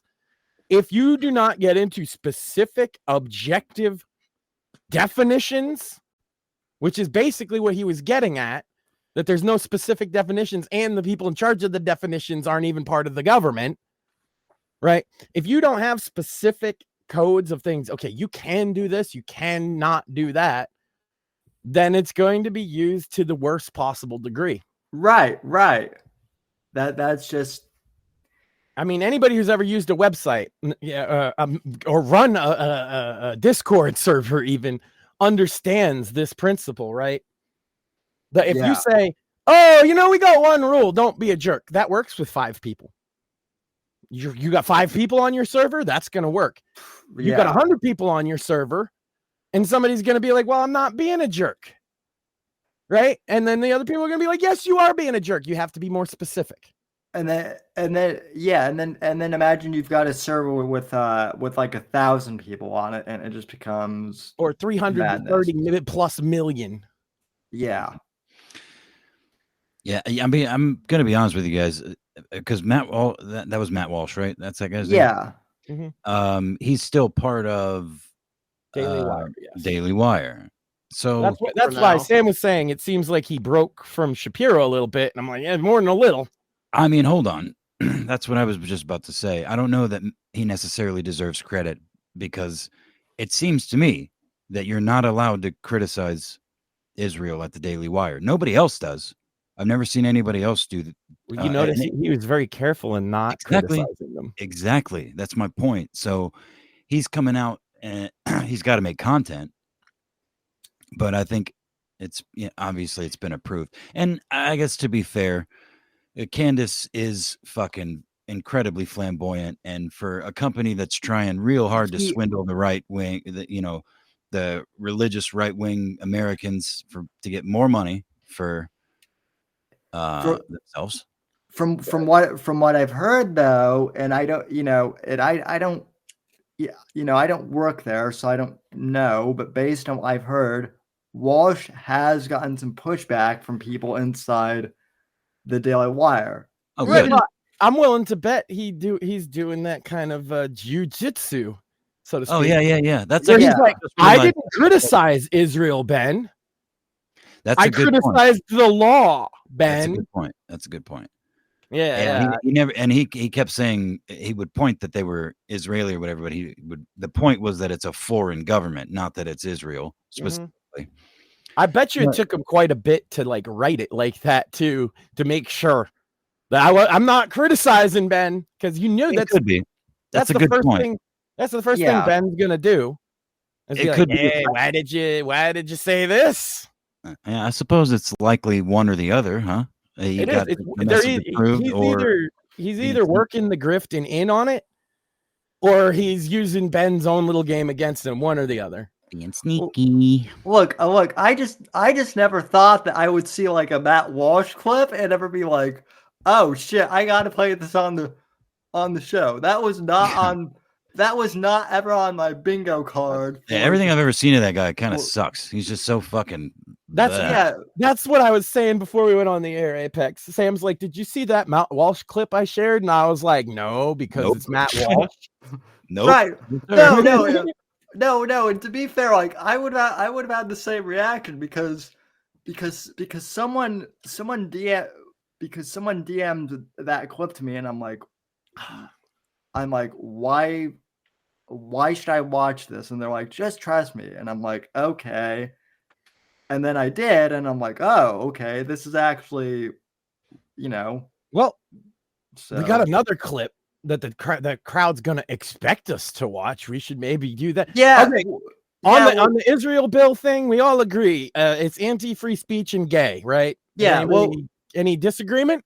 Nope. Well, so we got the Boy Scout stuff done and over with. We got the kind of news stuff. Oh yeah, Apex. Were you ever a scout? I was not. No, sir. Okay. Well, that's fine. My parents didn't like me that much. Well, my parents hated me, but I ended up anyway. But the three of us scouts talked about that they're fucking over the scouting organization. How there's not, and I had like a little meltdown that there's nothing you can put a young boy into.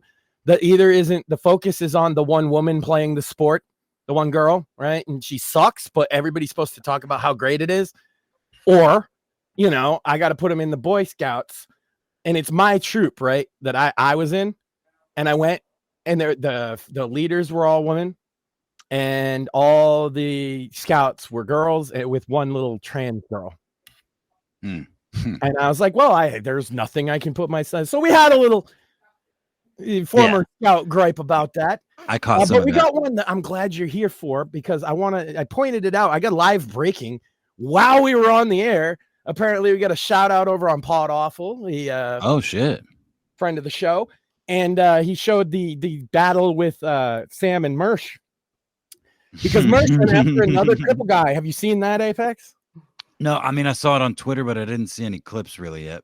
Okay, Sam, you got to get this. He makes this guy basically cry, and at first, I'm like, the guy's spurging out, and I'm laughing, right? But as it goes on, I start to feel like existential dread for this guy, like he's actually losing it. Damn. Do you have a link to this, Max? Fuck, I should, but I just give me a minute. Yeah. No, it's fine. I just didn't want to search for it live on the. I wondered. It's funny because you fucking tweeted it, and I'm sourcing your tweet now. Should I send it? Oh, right. Let me go to my profile and look at. Yeah, that was the same. I commented on that. You both liked it, but Sam, that was the same. That clip is from the same stream that he went on for like he only watched like, it wasn't even 20 minutes. It was like 5 or 10 minutes of one of our streams, and he just kept pausing and fucking losing his goddamn mind. Right. That's not the clip I meant, Sam. The one I meant was the one of Mersh. Here it is. I got it. It's from Pescatore, Josh Pescatore. So I'm gonna put that in our little Twitter group for you, Sam. So okay, yeah, that was the stream where I can't remember.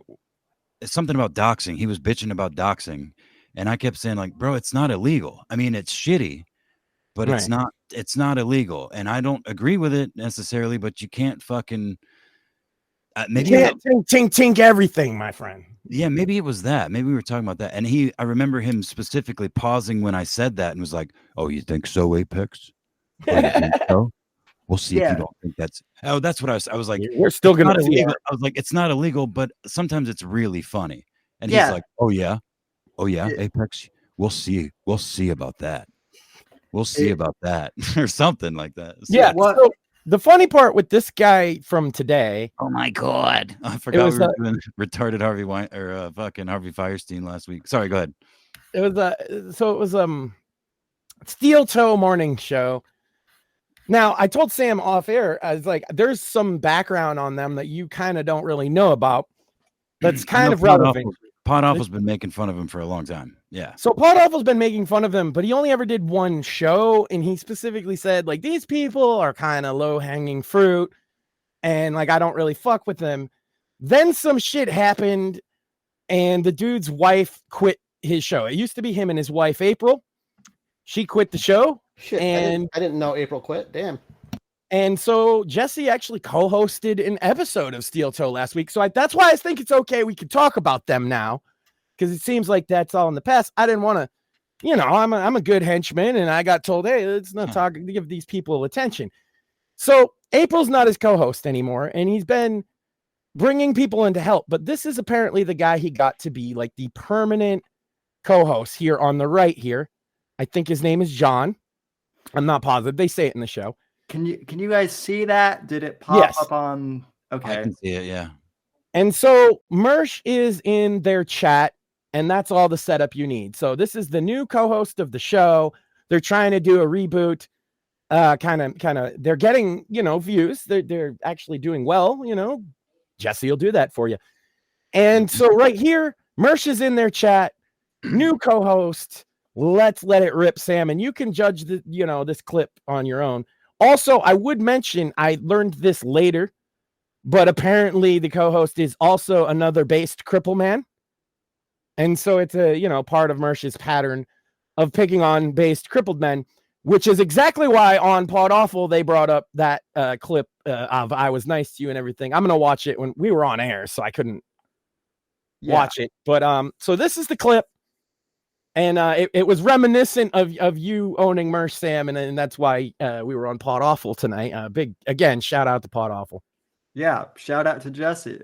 The Bad Luck Boy. Wait, is that the Bad Luck Boys? Hold on a minute. Is that my Mersh? Go to channel. Is that? It certainly is. Well, wow. Mersh with terse words for Johnny. How much does the co-host job pay? Because this dude sucks. Well, how about you get fucked? Mersh doesn't like you, dude. Oh boy, Mersh doesn't like me. What am I gonna do? Don't make me. Hold on, pause real quick. Between the two of you. In between the two of us, I don't. Just real quick. What's the Mersh's relationship to these guys? I didn't catch that part. So Steel Toe is a big suck up to anybody with what he perceives to be edgelord comedy clout. Okay. And that's it. That's their whole relationship. Okay, got it. Go ahead. Continue. Yeah. I don't give a shit. I've been too. fucking putting in a lot of work and helping out and a lot of shit. How much does the Mersh of this job suck? Oh, no, I'm fucking pissed. Uh-oh. Like, Well, you want to just fucking come out at me? You want to speak come out on at me it. for what? Speak on it. I'm not doing good enough for you? Well, too fucking bad. I'm kind of, I don't know, working 3 jobs, helping a friend out. How about you go fucking suck a dick, you piece of shit? Oh, I'm not entertaining the guy who's so fucking drunk he's still up at 5 a.m. Whoopity-doo. Yeah. Roast them. Because like I said, I've been working a lot. And I am getting sick of people like, oh, this guy's not doing a good enough job. Well, who fucking gives a shit? I'm doing the best I can for everything I've got to do. I've got to do his show 3 days a week. I got to do my show 5 days a week. And now I'm DJing 2 days a week to make fucking ends meet. So how about if you don't like it, you don't fucking watch it? Oh, this dude sucks. Fuck off.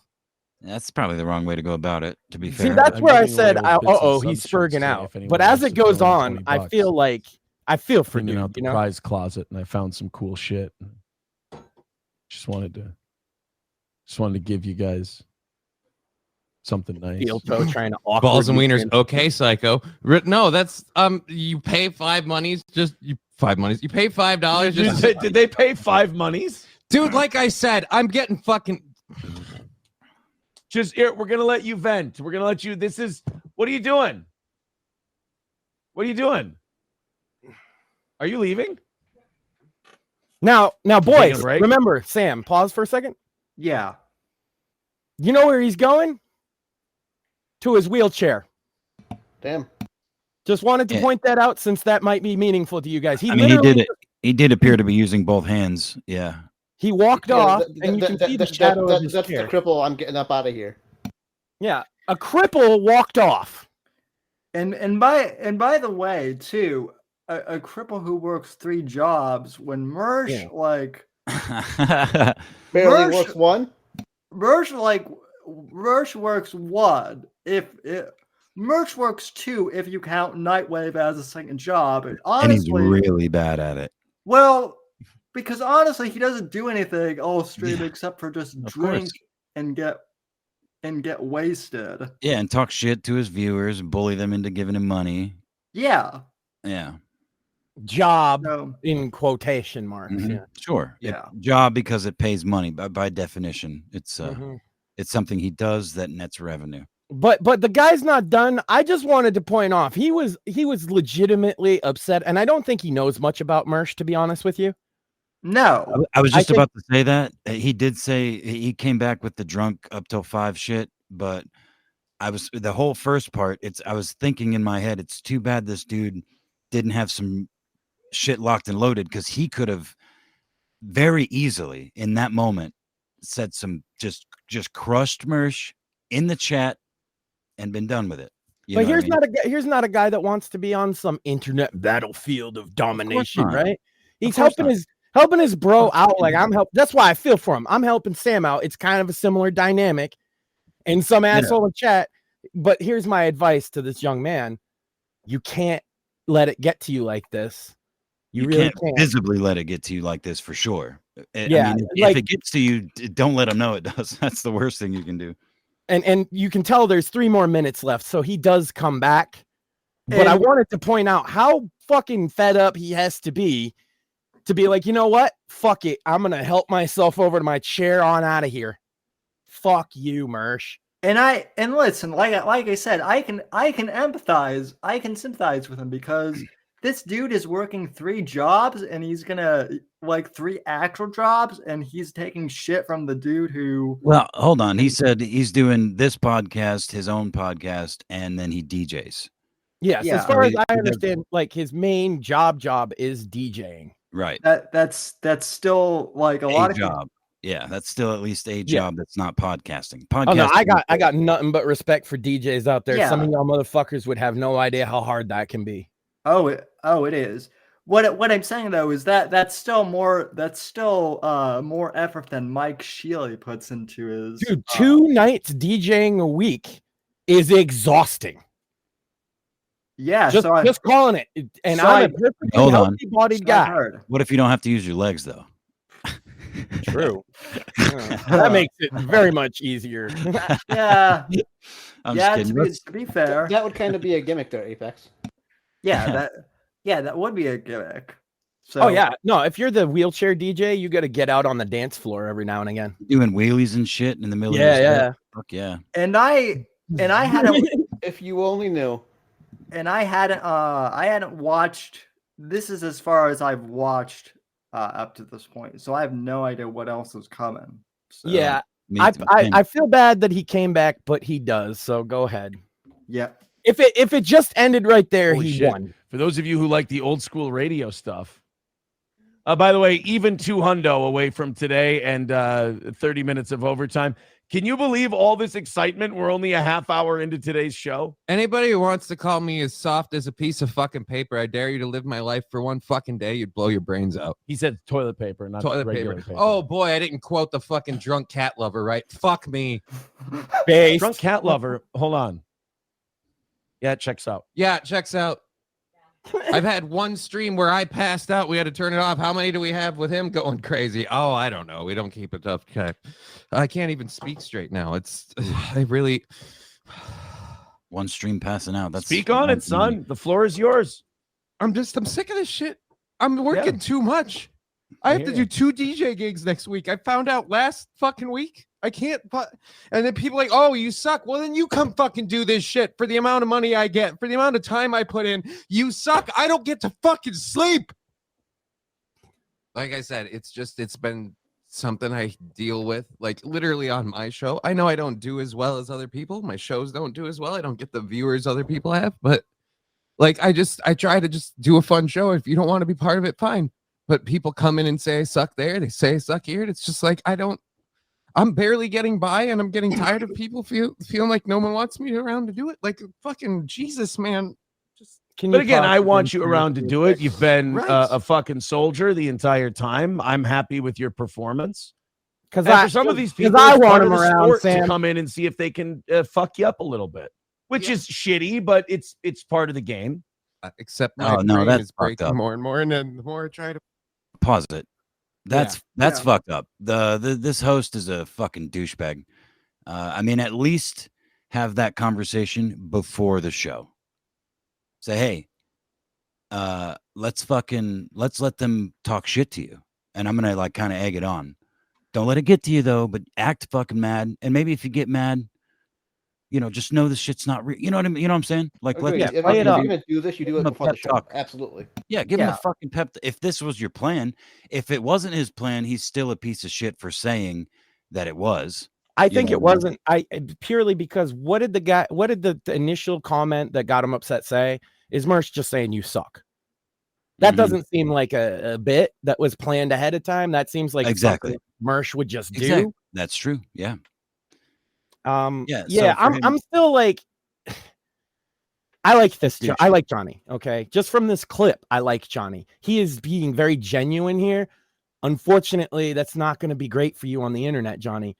Couple things, okay? If you ever hear this, genuinely, if you're not getting enough sleep, you need to get more sleep, because it's just like me and Apex were just saying, you're putting yourself and your problems under a microscope on the internet. And it's not helpful if you're not in a place to deal with it like this, because really what started this, and yeah, Mersh saw that he hurt you and he continued. Okay. Of course, yeah. But initially it's someone telling you you suck. And Johnny, look, you think people don't tell me and Sam we suck? Apex, did they ever tell you you suck? Oh, You did yes. this longer than I did. Oh, yes. Yes, many times. And I mean, it would be a lie to say that people can't get to you on the internet, even if you try.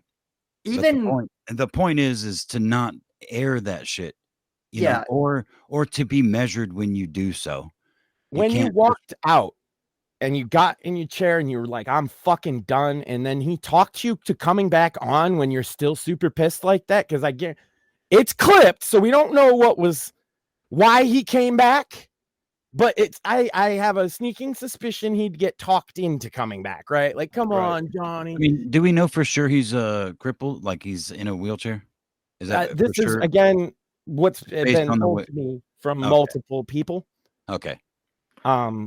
But I don't have like 100% confirmation, and I have seen some of his show, a couple clips, and it's all right. I mean, he's just talking about the news. It's nothing groundbreaking, but he seems to be enjoying himself, except when chat's negative to him, and that's like the second big thing. People are always going to be negative to you. Yeah, I mean, you got two options: you ban them, or three. I'm sorry, you ban them, you ignore them, or you get the fuck off the internet, or to at least take a break. Look, the chat's going to be there when you come. You know what I mean? If you take a day or two That- off, I don't know if it's so much this way for Sam, but it's definitely this way for me. If I use the barb that people are going to use against me, you fucking can't use it because you look like a dick at that point. I definitely, abide by that same rule as well. The other thing too is like even before I had co-hosts when I did the show on my own, this is years and years and years ago. Oh yeah. People told me I sucked then, and I'm not gonna lie, like sometimes it would hurt, but like I wouldn't show it. And at the end of the show, like that would just drive me to be better.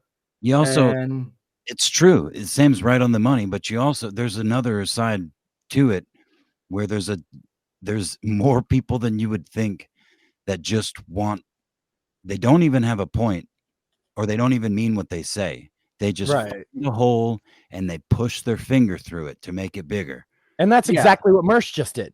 Exactly. That's exactly right. Yeah. That's Mersh's entire gimmick on the internet, though, it seems like, is just being... Which is why I say I don't think this guy really knew, because if he knew that Mersh was that kind of guy, giving him this reaction would be the last thing you want to do.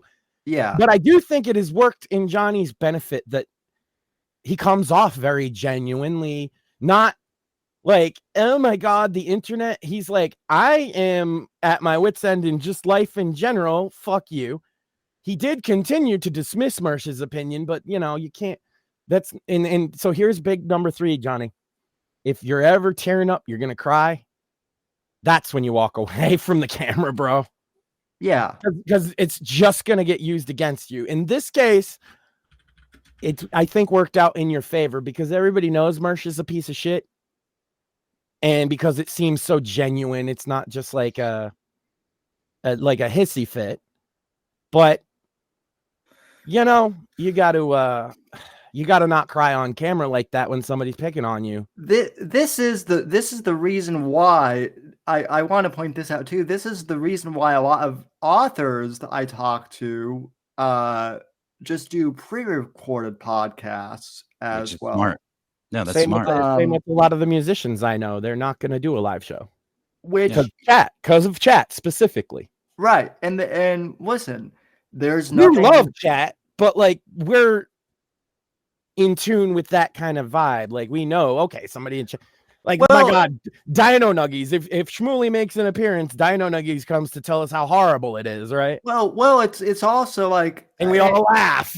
Well, also, like, in all honesty, like, part of the reason why I do the Monday show pre-recorded is just to have a break from having to deal with, chat too. Or just doing it live in general. I mean, the ability to edit is amazing. Like, you know what I mean? That makes things so much different. Oh yeah. Not everybody can do, and I don't even think it's exclusive to musicians or artists or even that genre. I mean, athletes. I mean, it just makes sense to be able. Just those are the people. You stumble on your words, and that's where the internet fucking just will zoom in, and they'll hit you on every social media with every meme that hundreds of thousands of people can come up with. You know what I mean? Because it's like a hive mind. So there's no better way to expose your insecurities than to put them on the internet. You know what I mean? And most people are insecure. Most people and when they find somebody doing exactly that, that's who's going to get focused on too. Mm-hmm. Because that's all they're looking. They're looking for a guy like Johnny. And I hate to say this, Johnny, but as many people as have come out on his side in this, there's going to be people that don't give a fuck about merch. Oh no! And like, if he stays doing this shit, he's never gonna. This will never go away. They see this, and they're like, "Oh, here's our new cow." This is his one freebie. From here, Johnny, you're gonna have to kind of like. If he doesn't put the walls up, if he doesn't put the walls up and get if he continues this route, then he's a new cow for at least a few people. Surely people have already probably thought of it. You know what I'm saying? Yeah. They're probably already working on it. That's my whole point about the hive mind thing. There's probably fucking at least a few people like doing whatever the fuck they do. We don't know what Jesse said and all this. Like I said, Sam. That's true. I want to get through this because I'm very curious about. Do you have that clip? We do not, because it's literally live now still. So I'm gonna watch it when we're done tonight. Shit. But Bummer. I am going to say, for my point, if you're watching right now, don't fuck with Johnny. Give him support, if anything. If you go over to their chat, I don't even know where they broadcast. These days, somebody might be anywhere.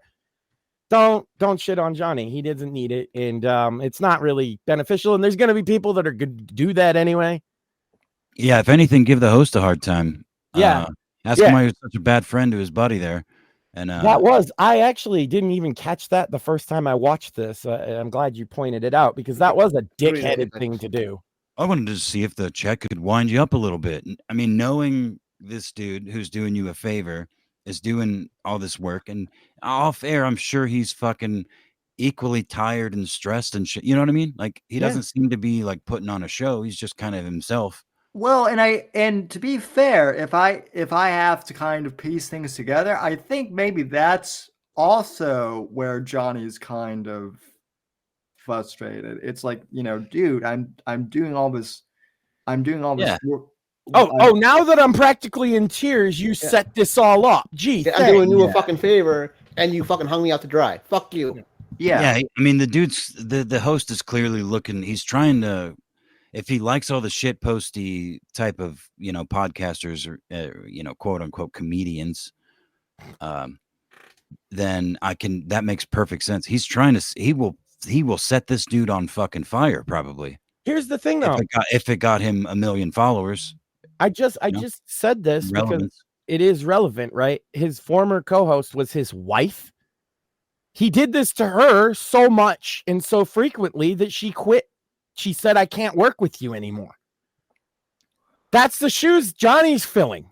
Well, Well, and I haven't paid too much. Like, I don't really know much about like steel toe or anything, but like I did watch a video and that came up in my YouTube feed, and supposedly like they're getting he and his wife are now maybe getting a divorce over this whole thing. Like, Well, yeah, but here's the thing. like I said, I don't know. I'm just repeating what I've heard. I don't know if they're So- actually getting a divorce over it, but I do know that she quit the show.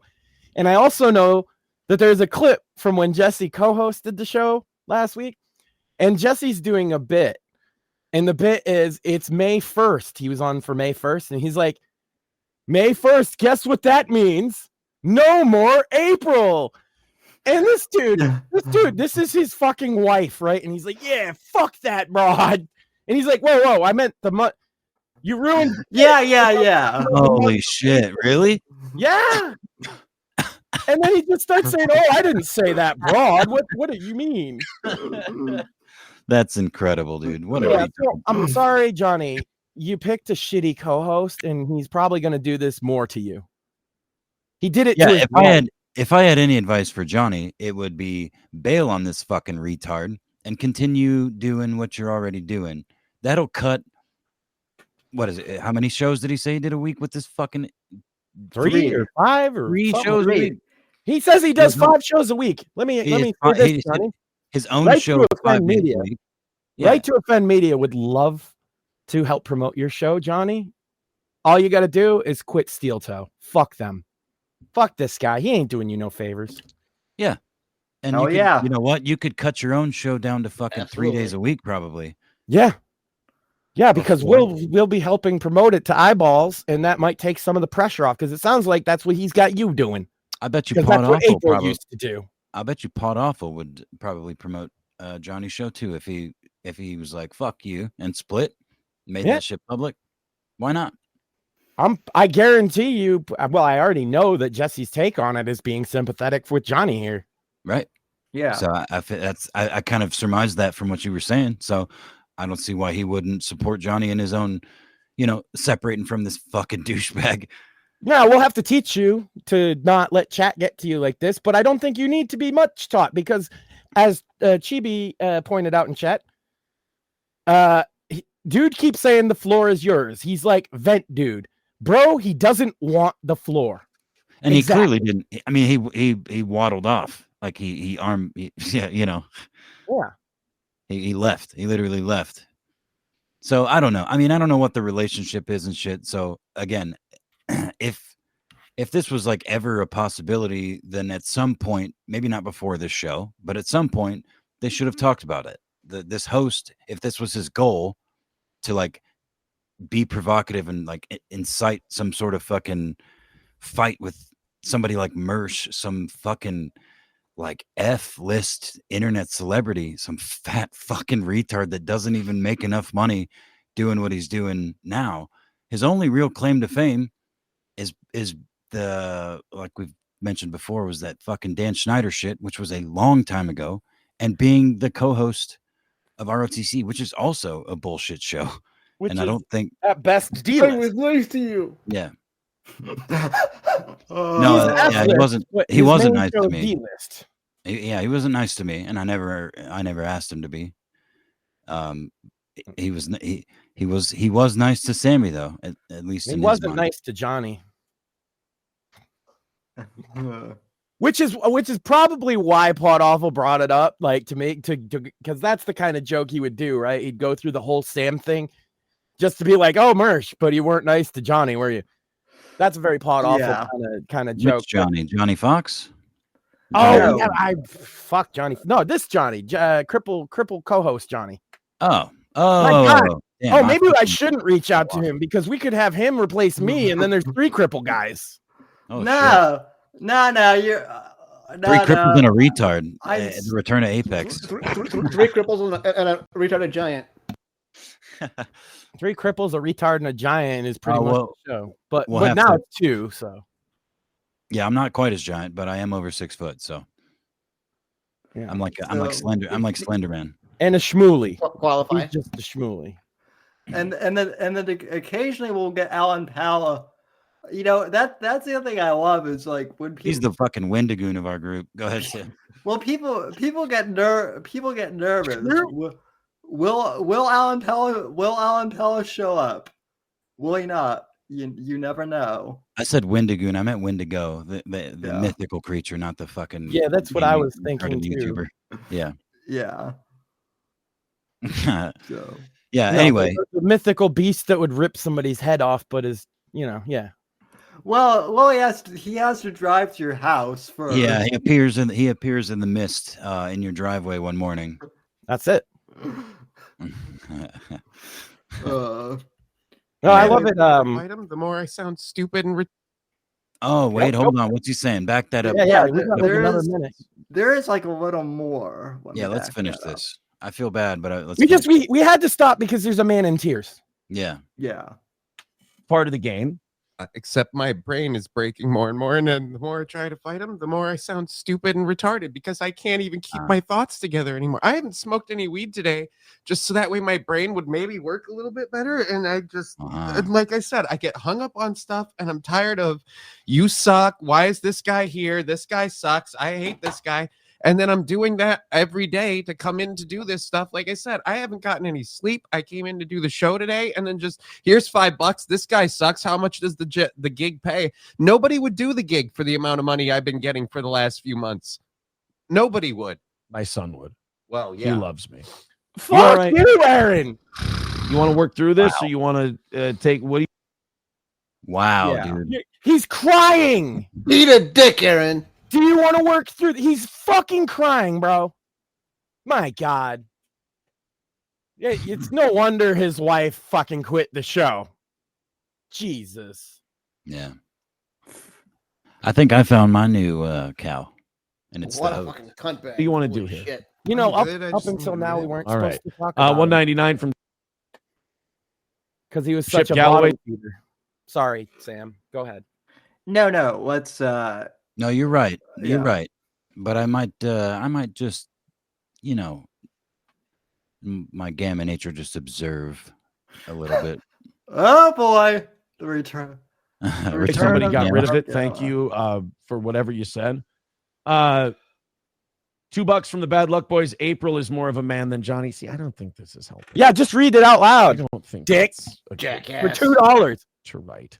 $9.99, or I'm sorry, $10 from Reichs Marshal Klaus Barbie, which is one of the greatest names ever. Strictly for Johnny. I love how that one person's fucking, worth a half a shit. I can't believe he sat there reading like $1 and $2 chats. Yeah, I love how he probably doesn't get many though. I love how he's reading like, oh, this is like I'm just gonna pretend that nothing's happening. Like for once, Johnny's not looking at the fucking screen. He don't know what anybody said about him. I'm gonna make sure I read it for $2 fucking. Let me break my friend's basically like I'm at my wit's end. Let me break him just a little more for $2 fucking. My God, Aaron, have you no fucking? This was Pod Awful's original criticism of this guy is that he has no fucking shame whatsoever. Yeah. That appears obvious, yeah. At this point. Yeah, I honestly didn't know who this guy was, like at all. Like because the bottom feed. See, Pod Awful, he did one episode about them and a bunch of tweets. And then in the episode, he said, at the end of it, like, we're not dealing with these people anymore. They're such bottom feeders. He came back to prominence because his wife left him. That got him some notice. He did, I guess, some to how far he's fallen. And so he's to having attention.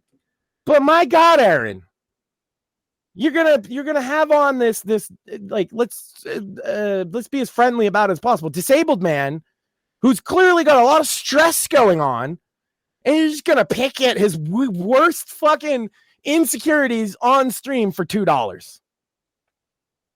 Yeah, I mean that I wouldn't be surprised if that was his plan. That might have been the plan maybe you're right. See, he had the plan in his head all along. He didn't share it with him because he knew Johnny wouldn't go with that plan. You know, truth be told, that was my plan when I joined Sammy as a co-host, and I failed miserably. So I just stuck around just to not look like a failure. See, I tried. But that's because it's impossible to break Sam. That's because it's definitely not true. But it sounded funny in my head at the time. I don't even think I could break Sam. No, well, no, Sammy's a good boy. He always has been. The reason I joined Sammy and is I'm the because, other cripple. like I said before, Sammy was taking his shirt off and showing his fucking feet for like 12 people in chat, you know, and like talking about nothing. It's like political podcast, just, you know, meandering and then reading, just literally just responding to chat. And I'm like, bro, you need a fucking co-host. And I wasn't suggesting myself at the time at all. But I was like, hey, you know what? I'll do it. And I've enjoyed every bit of it, except for before I quit. You and I, why you fucking quit, and that's a good call, I think. Yeah. Well, you know, actually, and that kind of also brings up another point. You know, this guy could quit and maybe take a break and get his stuff together and then come I feel back. like he thinks he can't because sounds like he's got financial troubles. Right. He's making it. He said to make ends meet, I'm doing all of this bit. It's clearly not working, dude. No, you know what I mean? It's not in a way to make it worth your while. You got to do something else, man. Yeah. Chibi says to Apex, glad you came back. And we're all glad. Likewise, Apex. I'm gonna suck Sam off here for a second, but thank you for inviting me on the show, Sam. Oh, you're welcome. We love you, Mort. Speaking of shows, Mort. Yeah, we're not doing everything tonight, but you said tomorrow. Yeah, tomorrow. Yes. Yeah. What's going on tomorrow, Mr. Mort? Tomorrow is our first official show of Bits and Bones, the gaming podcast. Oh shit! Nice. 3 personal friends of mine who honestly didn't really know each other before. What time? Is it going to be live or just pre-recorded? It's good. Another live show just like this one. We've been bullshitting behind the scenes about 8 o'clock Eastern, and that's probably going to be our time. Nice. Now y'all know Mort in the audience, right? He's been part of the show for quite a while now. The other 2 is a buddy of mine, Core. He's been a streamer on Twitch, for better or worse. He's a partner, and that's the only reason he hasn't left. For years, and him and I have been like gaming buddies. I say like he's like the one online friend that I know in real life. Put it that way. He's met my kid and everything, and the other is Tim, and I've known Tim for what 10 years, just in different political debate. So basically, all 3 of them have broadcasting experience and care deeply about video games, and I think offer a unique perspective. And so this should be a lot of fun. I'm looking forward to it. It's the first time in a while something from Right to Offend Media has nothing to do with me, so I just want to watch and enjoy. Yeah. Nice. Same here. I'm looking forward to this just as a viewer. Yeah, the couple of nights that we've done it so far, and then the past couple of weeks, guys and I have had some fun bullshitting. It's been great. I mean, I'll definitely help share out the links to the audience and everything, and drop them in the Gilded Twitter and such. But I wanted to give you a moment to talk about it because, you're doing a big premiere tomorrow, kind of a big thing. Yeah, absolutely. And big premiere episode, and I'll probably ramble far too much about V Rising. Yeah. Whoa, and you guys got to talk about like Sony bowing the fucking knee to PC gamer. I know me and Cora have been talking about it. Hold on. Time out. That is a nice callback to what is the conversation we had on this show, like, I don't even know how long ago, about fucking Helldivers 2. Tell that game again and again and again. I'm pulling my fucking hair out, guys. I know. I want to play it so bad. I'm missing out on as a live service game, like the first one ever really properly done, except for maybe Rainbow Six Siege, but that one was more paywalled. But it was still like consistent update. You know, you didn't need to be there. You could go back and play those maps. You could get those operators, whatever. But this is like a totally different thing. Like the operations that they're doing, and then this fucking in real life fucking op that the players had to do. It's like the game trained the players to focus on an enemy, and then they brought that shit into real life and thought it was going to go any differently. It's been incredible to watch from the outside, but it's the most FOMO, especially gaming related, I have ever felt. Like I'm very jealous. I was considering buying it, and then the whole PSN thing happened, which for anybody that's unaware, Helldivers 2 took off in popularity. It was an indie game, but partially or mostly financed by Sony. So it's published by Sony. Published by Sony. There you go. And so the PC version was going to now retroactively, basically, if you bought the game, you would have 6 months later create a Sony PlayStation Network account. Now, a lot of PC gamers don't like that. As it is, if you play a lot of games on PC, even through Steam, you still have to create secondary accounts. Yeah. And PC gamers, as usual, it's crazy because I mentioned that this is what gaming used to be like in the aughts, as they call it, the 2000s, where console gamers take what they're given and shut the fuck up, and PC gamers say, you know what? Nah. And we get them to bend to us. And that's it. There was a dark period in the early 2000s and the late 90s where every PC port was shit. But then there came a point where if PC gamers said jump, the big corpos had to say how high. And that's when I realized that PC gaming, and it still is to this day, was the primary gaming platform worldwide. And it was, and it is. And we take such a fucking hit to their wallet if we just say we're not going to buy your game, that even the mighty Sony bends the fucking knee. And I do. Hold on. Damn it. Hold on. I do have to get this out, Sammy, because I will forget real quick. Go for it. Go ahead. To push back a little bit.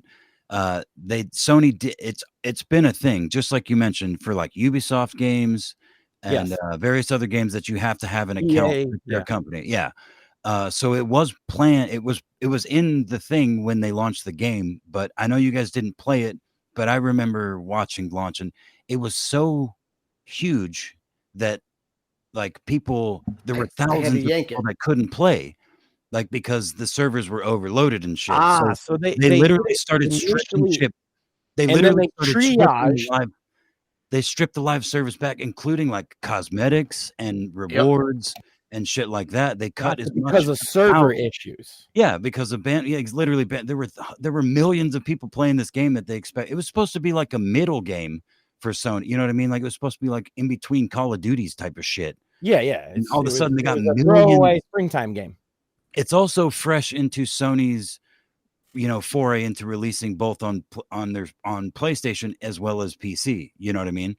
I believe it's the first dual launch they've ever done. I think so. Yeah. They did some retroactive shit, but yeah, I think you're right. I think it's the first. So for taking all of that into account, this tiny Arrowhead studio, coupled with Sony, this giant, one of the biggest publishers in the fucking industry, is it's been incredibly fascinating to watch. And again, it just gives me like this FOMO. I wish the game looks like so much fun, and I don't even have friends to play it with. It really, to me, from the day one I saw anything to do with it, it just looks like Starship Troopers, the game. Exactly. Yeah. Which is what I've always wanted. Absolutely. And even the Starship Troopers games kind of blew. Yeah. It gives me Lost Planet vibes. I think I mentioned that before. Lost Planet was an old Xbox exclusive back in the aughts, as you mentioned. I have Sammy, Lost keep Planet on it. 3 still. Yeah.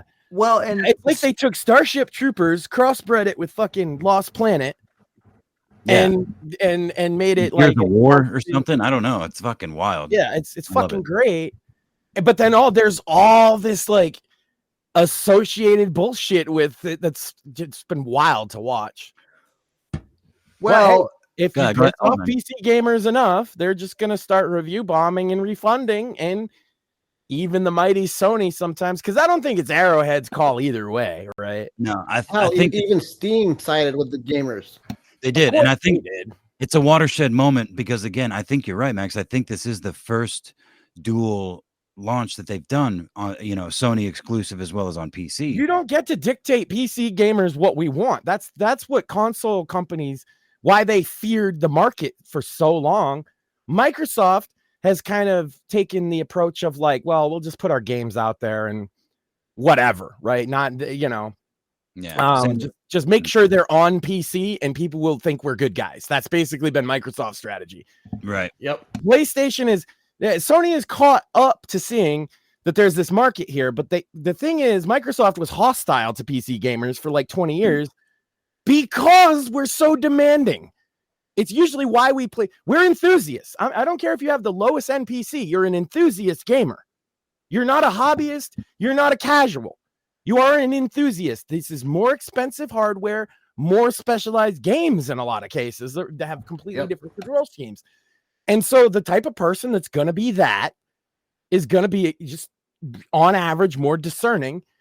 And also we have an open garden on PC, whereas Sony's and Microsoft's consoles, you get what you get. You get their operating system. You can only buy from them. You can only use their DRM and their online services. PC gamers, we're used to one game from one company doing that, but everything sounds insane. Also, we don't like services like PSN because we have Steam. And anything you mentioned, Ubisoft, EA, all of these other, even fucking Blizzard are now putting their shit on Steam because PC gamers have vehemently rejected having like 3 or 4 logins per one game. Yeah, and consoles have been dying too for the last decade and a half, I mean, they're still selling, things like the Switch. That's the unique. Switch is killing it, but the other two aren't. That's unique, and I have one. Yeah. Steam Deck is killing it because it's unique. Exactly. But go ahead, PlayStation 5 and Xbox Series are just PCs, but they're locked down. Right, hold on. Sammy's been trying to talk for like 5 sorry, minutes. Sam. As the guy who has, he's the PlayStation guy, and he's been trying to talk. Shut up, Max. Shut up. yeah. As the guy who has a PlayStation, you might be interested to know that we're actually on the PC gamers on this one. One of the big things that a lot of PlayStation enthusiasts, like myself, who go back all the way to the PS1, can't stand is, having a PSN account just to buy games. That's okay. That's one thing, right? But the PlayStation Premium service is something that. Oh, right, because you have to do that to play online, right? Yes, and I forgot about that. And the PlayStation Premium and the PlayStation Plus service is like $20 per month. Jeez. Just for that. And that's more than Game Pass. Yeah, and they jack up the price like every few years. So like if you're the reason why I like PlayStation and I'm open about this, I'm not like Max, where I'm a hardcore. I am more of a casual. You're not an enthusiast. That's my point. PC gamers are enthusiasts. Right. You're not getting it for that reason. You get a PlayStation because it's easy, right? Right. So, and I'm okay with admitting and that. There's nothing wrong with that. I don't want to make it seem like I was saying that's wrong. No, right. But that also kind of proves my point. So there are a lot of people like me who are just casual. So it's like, well, shit. Why do we want to spend 20? Like you're telling us especially you mostly play single player games, as I understand. Yes, I do. So, but then that's what I mean. For you personally, playing mostly single player games, what's the $20 even get you? Maybe a few free games that were like released 5 years ago, but not worth $20. Yeah. Well, they're not. Some of them are. Yeah. Some of them are, yeah. They're I not. feel you. Well, they're not. But it's like, random, so it's not. It's like a right. mystery box. Well, my point being though is like, because I looked into this, they're not giving us any like discounts or like like early order access, Yeah. for like something, yeah. Yeah, and to be clear, the PSN account required for to play Helldivers was a free account. You didn't have to do like the PlayStation Right. Plus. It was Right. just They it were was not free. asking for money to play Helldivers, but was just to boost the their box metrics. price.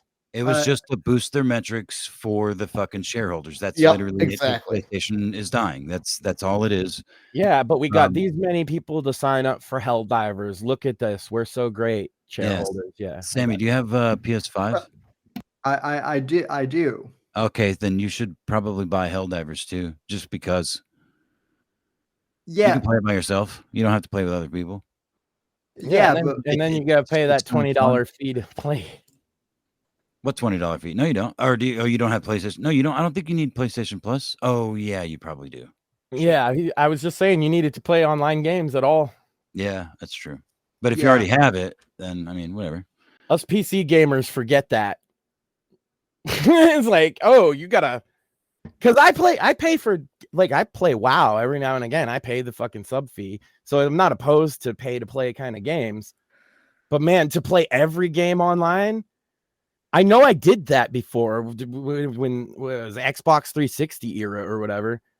But like since then, it just seems so weird to me.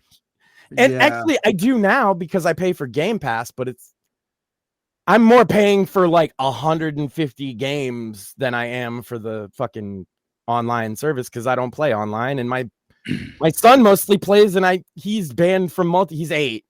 He's not playing multiplayer games yet.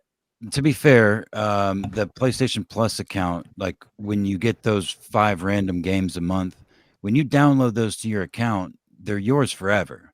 So you effectively get 12 free games a year if you spend the $50 on PlayStation Plus, as well as internet access. Fair enough. I mean, you get games like I have Bloodborne, I have fucking one of the a couple of Ratchet and Clank games. Skyrim, I think I got for free, maybe. Wait. So Apex, you have a PlayStation? I have a PlayStation 4 that I haven't turned on in probably 3 years. It's still sitting on the same spot I put it when I moved in here. Oh, so the last game I played was fucking Ghost of Tsushima, and I loved it. Yes, that would be my Xbox me Series X too. if my son didn't play it. Right? Would be I haven't played it since I played like one game. No, I tried playing Starfield on it, but Starfield just kind of blows. Yeah. Sammy, I probably have been on this show long enough that I was talking about Ghost of Tsushima. Yeah. I remember because I had just gotten my PlayStation when you brought it up. Sorry, Mort. Go ahead, Mort. A couple of things about PSN. There's literally only 69 countries in the world that even have PSN, and countries like the Ukraine. Say what you want about what's going on over there right now, but to even they should be able to play sign up, but to even sign up for a PSN account, you have to physically own a PlayStation. You cannot do it any other way. Right. Yeah. Yeah, it's like 150 something countries. I think it said that that got locked out. Or we're going to be. They never implemented it. They were supposed to on like the 1st or the 5th or something. That we're going to get locked out. Yeah. Yeah. Like I said, I've been a PlayStation guy since the PS original. Long time PlayStation fans are not like thrilled with. We haven't been thrilled with Sony for the past couple of. I'm years. one of those people too. Go ahead. So, Go ahead, Sammy. Yeah. And I think and they're all talking about the PS6, and I'm like, I'm not like. I mean, come out with some games, man. Like that. That's what I understand. The PlayStation 5 has an issue with. There used to be a lot of that was the main reason to own PlayStation. Games like God of War. It used to be. Various other titles over the last couple of decades, but. And my only argument against PlayStation for so long, people be like, why don't you get one? Is because, I'll admit you got a Because handful I of have a PC. titles I would like to play, but that's not enough to entice me to buy another piece of hardware. But it Yeah. certainly was an argument in their favor that they no longer have. Right. Yeah, no. Yeah, they don't. And Xbox might be cranking out shitters like Starfield and Redfall, but they've also been cranking out a bunch of good ones too, like Manor Lords, which is being partially published by them. Halo. I saw some recent gameplay of the Halo, whatever recent Halo game came out. Looked kind of old school and fun. Yeah, Infinite's pretty fun. Yeah. I saw. All right. I saw some footage last night that is supposedly real of the new Max Payne of the Max Payne remake, shit. and it looks really good. I'm just. Wait. Go ahead. I'm afraid. The one thing I am afraid though is that they're gonna do what they is it in the Max Payne remake. They're gonna do what they're allegedly doing with the Witcher 1 remake, which is to make it woke. Yeah, of course. I would just assume that. Yeah. If the sex cards in Witcher are not there, it's not worth the price. Period. Yeah. Wait, remind me, is Max Payne the one where you got like the slow-mo diving? Yes. That's bullet time. Fuck, that was so fun. Yeah. I think I've just recently played the first game again with some mods, but not too many. I think it holds up. It's my all-time. Max Payne is my all-time favorite video game. So tells a great story, does it in a unique way, has an artistic style, almost noir. Why do you think I'm so into film, into noir? Jeez, I wonder if it has anything to do with The Fourth Estate, written by Sam Whitfield, that you can get on Amazon. Boom. Well, certainly you can see the Max Payne influence in The Fourth Estate. Yeah. For sure. Definitely. No, there's definitely some influence there. Also, shout out to everyone who purchased the book just yesterday. So this is the big push too, because usually after 2 months, indie author sales go down, and that's why a lot of those guys write a lot of novellas now. We're approaching 90 days now, and I want to buck that trend. So if you haven't purchased The Fourth Estate yet, now is the perfect time. As Morpheus said last night, it's like the American. I can't remember exactly what you said, but you said it. But you said it's pretty close to James Bond, and that's one of the nicest compliments I've gotten on it. So I think it was. It's a Bond meets Bauer kind of vibe for sure. It was in the vein of James Bond, and it's a political thriller. Yeah. Listen, folks. In the vein of Jack Bauer, and that John Ryder don't fucking. He gets it done. Which, by the way, I've actually been rewatching 24. That show holds. In some ways, it is. In some ways, like as far as the technology goes, it's extremely dated. You can tell it's from like the early to mid 2000s. Yeah, certainly. But like story wise, like the whole thing of like the deep state, it's like shit that we're actually dealing with like in real life now is like, holy shit. We thought this was just an exciting TV show thing. No, that's part of the trick. They like to show us what they're going to do and how things are going to play out. Yeah, exactly. You know. So anyway, folks, you can end the debate. You can buy The Fourth Estate, and you can leave yourself a review. Tell us what you think. Yeah. Humbly, we request any and all purchasers to leave us a review. Just letting us know. It helps out a whole bunch, even if it's not a good review. Yeah, especially as long as it's honest. As long as it's honest, yeah. As long as it's honest and as long as it's verified purchase. Right. Yeah. So Indeed. let's see. We got through the Boy Scout thing. We got through. Trump's on trial. It's a fucking shit show. There we go. We didn't guys. We didn't talk the fucking Kendrick and Drake beef. Jeez. Oh We- man, How could we not? We also like people that culture vulture. people. Well, people. If Drake's a fucking culture vulture, then every hip hop producer ever is a culture vulture, and thus hip hop should not exist. I mean, that's basically true. Well, we didn't talk about the roast of Tom Brady either, which to be fair, I haven't Way seen more it than yet. Speed, yeah. Yeah, because we don't do fucking that kind of news anymore, do we? Yeah, I'm not that interested. I saw who was there and I saw a couple clips on Twitter, and I'm like, yeah, I'm good. Yeah. You know, Tom Brady lived in my town for many years. I'm a big Patriots fan. I at one point worked with the organization doing security. I don't care to watch the fucking roasts. Yeah. Well, there you have it, folks. Like, if Max, who lived in, if I were to go out and walk and take 2 lefts, it would take me about 20 minutes to walk to the fucking Gillette Stadium. Nice. So I'm a little biased on this, okay? Yeah. But who gives a fuck about the roast of Tom Brady? Well, yeah. So if you're not interested in that, then why should we be? Yeah. I mean, look, it's obvious why he wouldn't be, because he's loyal to his crew and his boy. Because Tom Brady was a fucking phenom. I mean, let's be fair.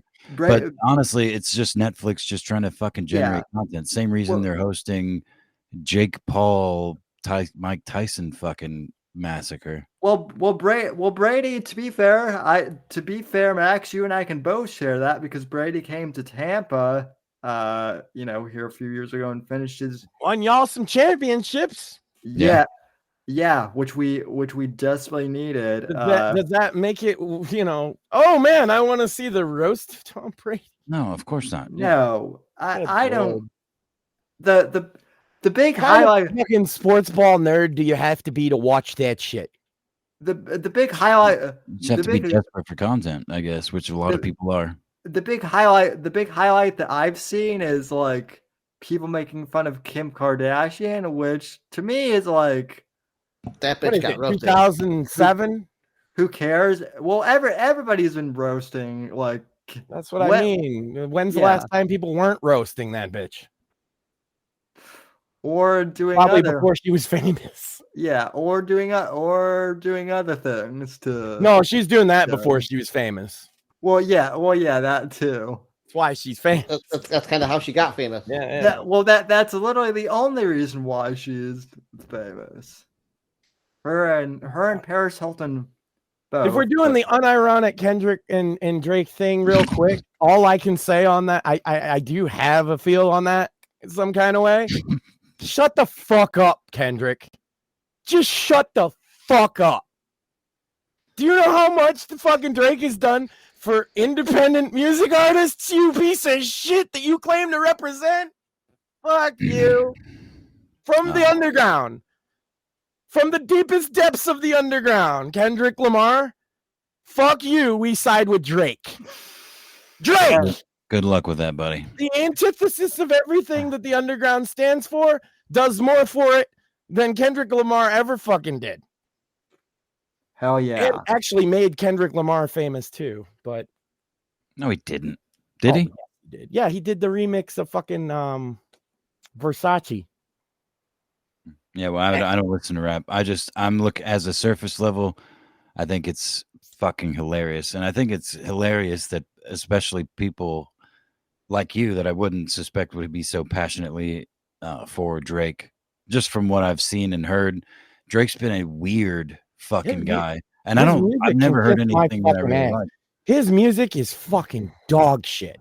Yeah. Drake's always been fucking weird. But, and I don't know anything about him besides his music, except how many underground artists I know that he's given a platform to, took on tour, Stolen shouted Mars. them out, wore their fucking merchandise, That's fucking cool. gave them their first shot, their first step in the door. Kendrick Lamar has not done that for fucking anybody I know.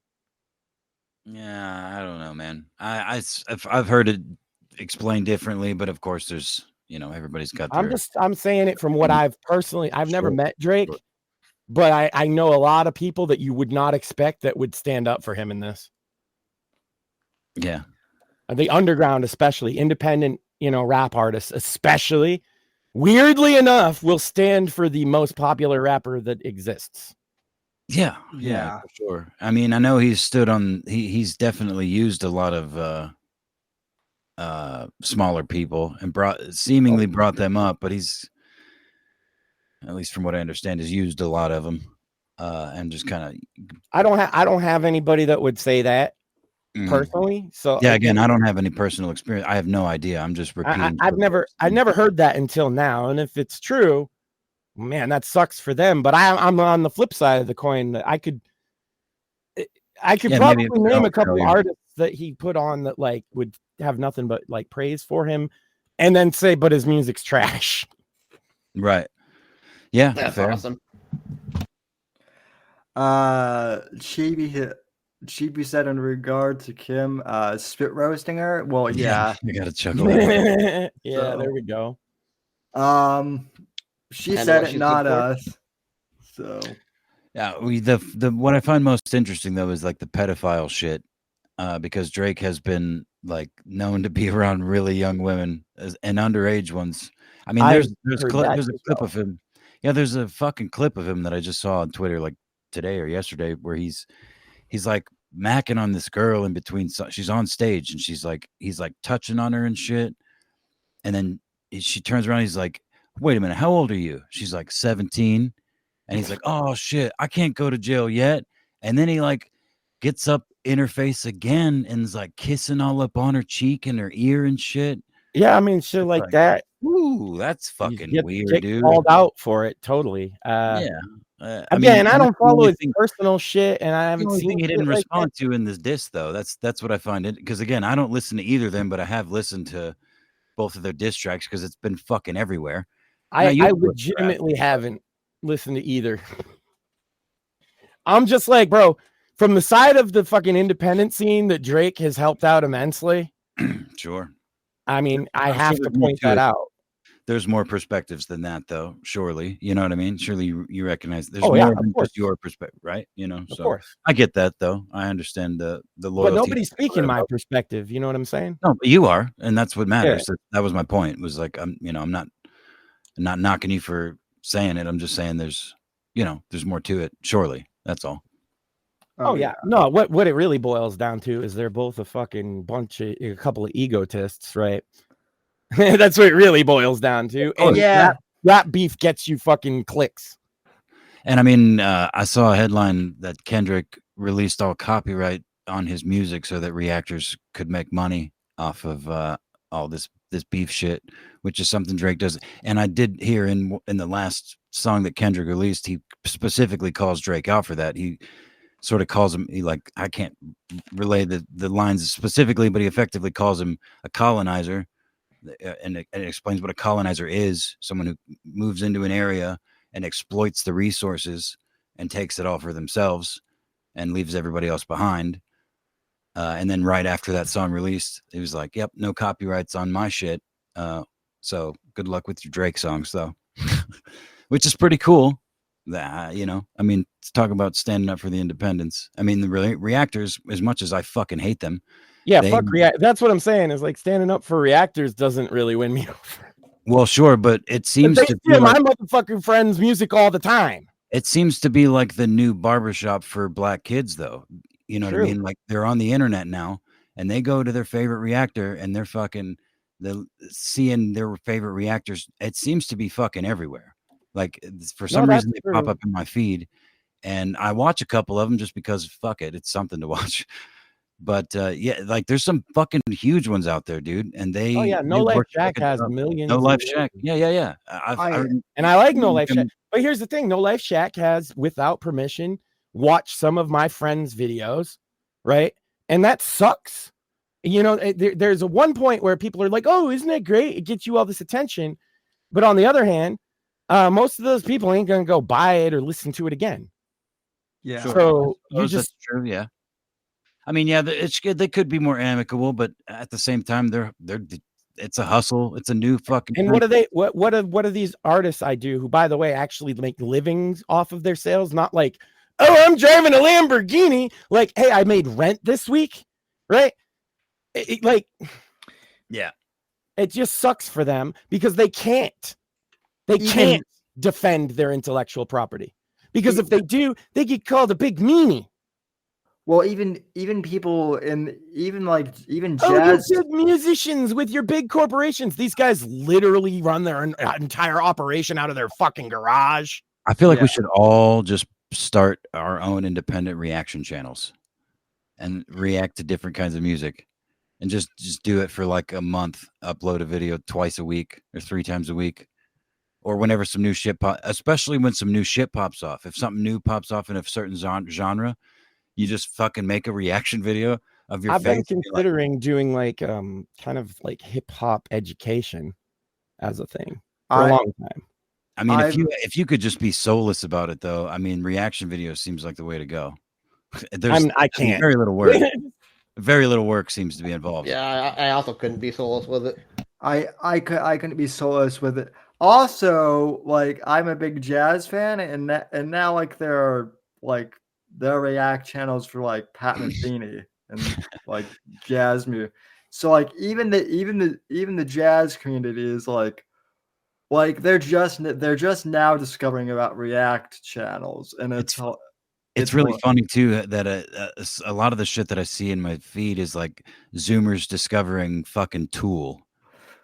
You know, they're hearing Tool for the first time, or black people hearing Tool for there's a lot of that, like just random black people. No, or like, first time hearing Alice, they got their hands on their fucking face, like, whoa. Can I explain a little No more? Laugh Shack hearing Freebird. I don't care if people are reacting to big record company shit. Yeah, it's a small What stuff. bothers me is these independent artists, you know, and they're actually put in a position where they can't defend their shit. It doesn't make them any more money. You're not exposing them in any way. Yeah. I mean, truthfully, these reactors, especially in a No Life Shack situation, could fucking, if there is, assuming there's a way, find a way to give them a few bucks and put every single one of their links in the description. Benefit. Oh, No Life Shack, if you're an independent artist, offers you the benefit of like millions of people see your music. And that usually when the number is that fucking high, you get sales out of it, even if the person didn't like it. But in the case of like Joe Bro with 1,000 fucking views, 1,000 subs, they're literally just stealing your shit. Yeah. And like, I don't know, a lot of people feel a lot of types of way about copyright. But as a guy that owns copyrighted music, you know what I mean? I've actually seen a reviewer or a reactor do a song that I did in like 2004. You think I got a dime out of that? No, but I fucking deserve to. He didn't deserve to make that money off of my back. Yeah, I pirated my music. That's why a lot of authors were like hesitant about the whole ebook thing initially, was because of copyrights. And but admittedly, there's nothing we independent artists can do about this anymore, because if we enforce our copyright through the DMCA system, we get painted as the devil. Right. Yep. I mean, and for an independent artist, they can't take that kind of bad PR. I mean, it depends entirely on how it's used. If you're just playing fully through it, or if you're following the actual rules, you know, and pausing most reactors don't. The rules are fucking made up anyway, because the rules would be decided. All rules fucking are, man. I mean, you know, but if you can add commentary and not just listen. What I mean is it's made up by YouTube themselves. The rules have no basis in law. Okay. I don't know. I do know. Like, okay, so the few second thing, that's something that YouTube decided. That's not something that's been decided in a court of law.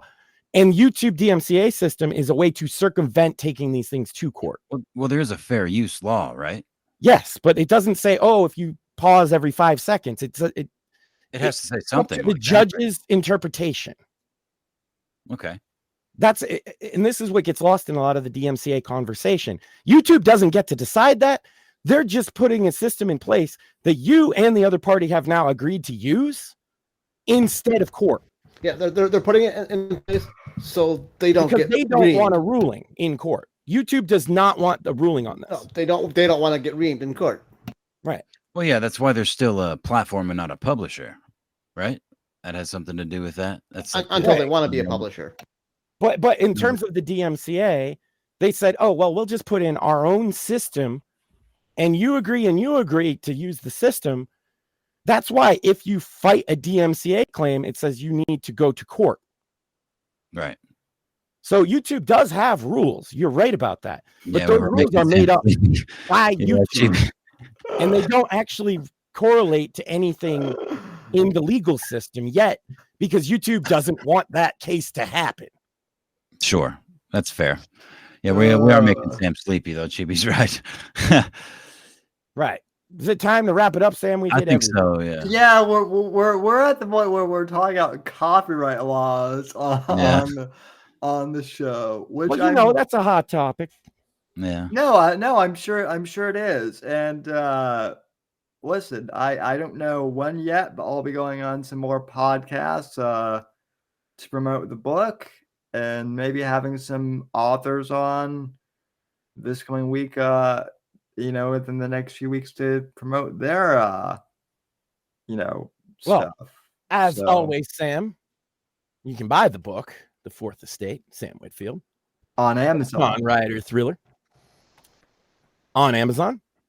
We got the description. We got big stuff coming this week. We got our next podcast and Right to Offend Media's little network, Bits and Bones.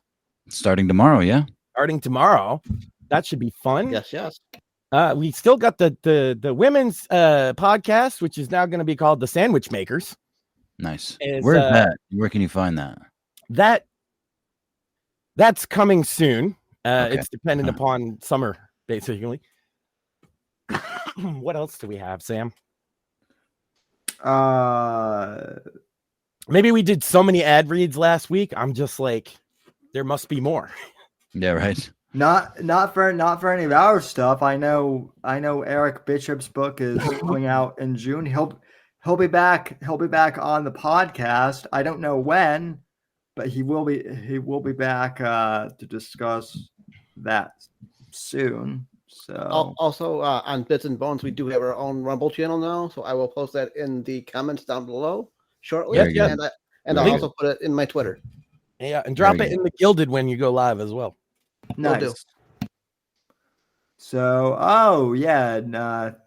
so thanks everyone for tuning in. And if anybody heard me and you're interested in me talking about fucking rap music as a show, then let me know. If not, because I don't think anybody would be. But if you are, I've been considering that one for a long time. That sounds like a Cringe Coffee House thing. Yeah, I would be interested in coming on just kind of like as the dumb, teach me type. Fair enough. Oh yeah, Cringe Coffee House. The problem is everybody wants me to talk about Johnny Fox, and he's so boring. He's so boring. Oh my god! You got to find a new target, man. You need to find another cow. But that's the thing is, I got an audience of, well, why aren't you talking about Johnny Fox? Well, maybe you can spin their interest into a new cow. Speaking of that, what pisses me off is I've been trying for like a month now at this point to try to get other people to look into fucking Johnny Fox. Aaron, I'm holding you. And the motherfuckers won't. Yeah, Aaron, exactly. Thank you, Sammy. Yeah. Well, thank you, fellas, as always, for having me on. I very much enjoyed my time with you boys. Always a pleasure. Chat. Great to have you on. Listeners, thank you so much for listening. Please buy Sam's book, send him a donation, subscribe to the channel, whatever you can do. We appreciate it. If not, come back next time. Thank you, guys. Check out Bits and Bones tomorrow. Alrighty, folks. If you like this, Adios. you probably like that. Thanks for listening to The Whitfield Report on the NGC Network. Please visit Sam's website at www.thesamwhitfield.com and support Sam on Patreon at patreon.com/Whitfield Report. Until next time, God bless, God save this great nation, and God, freedom, legacy, in that order.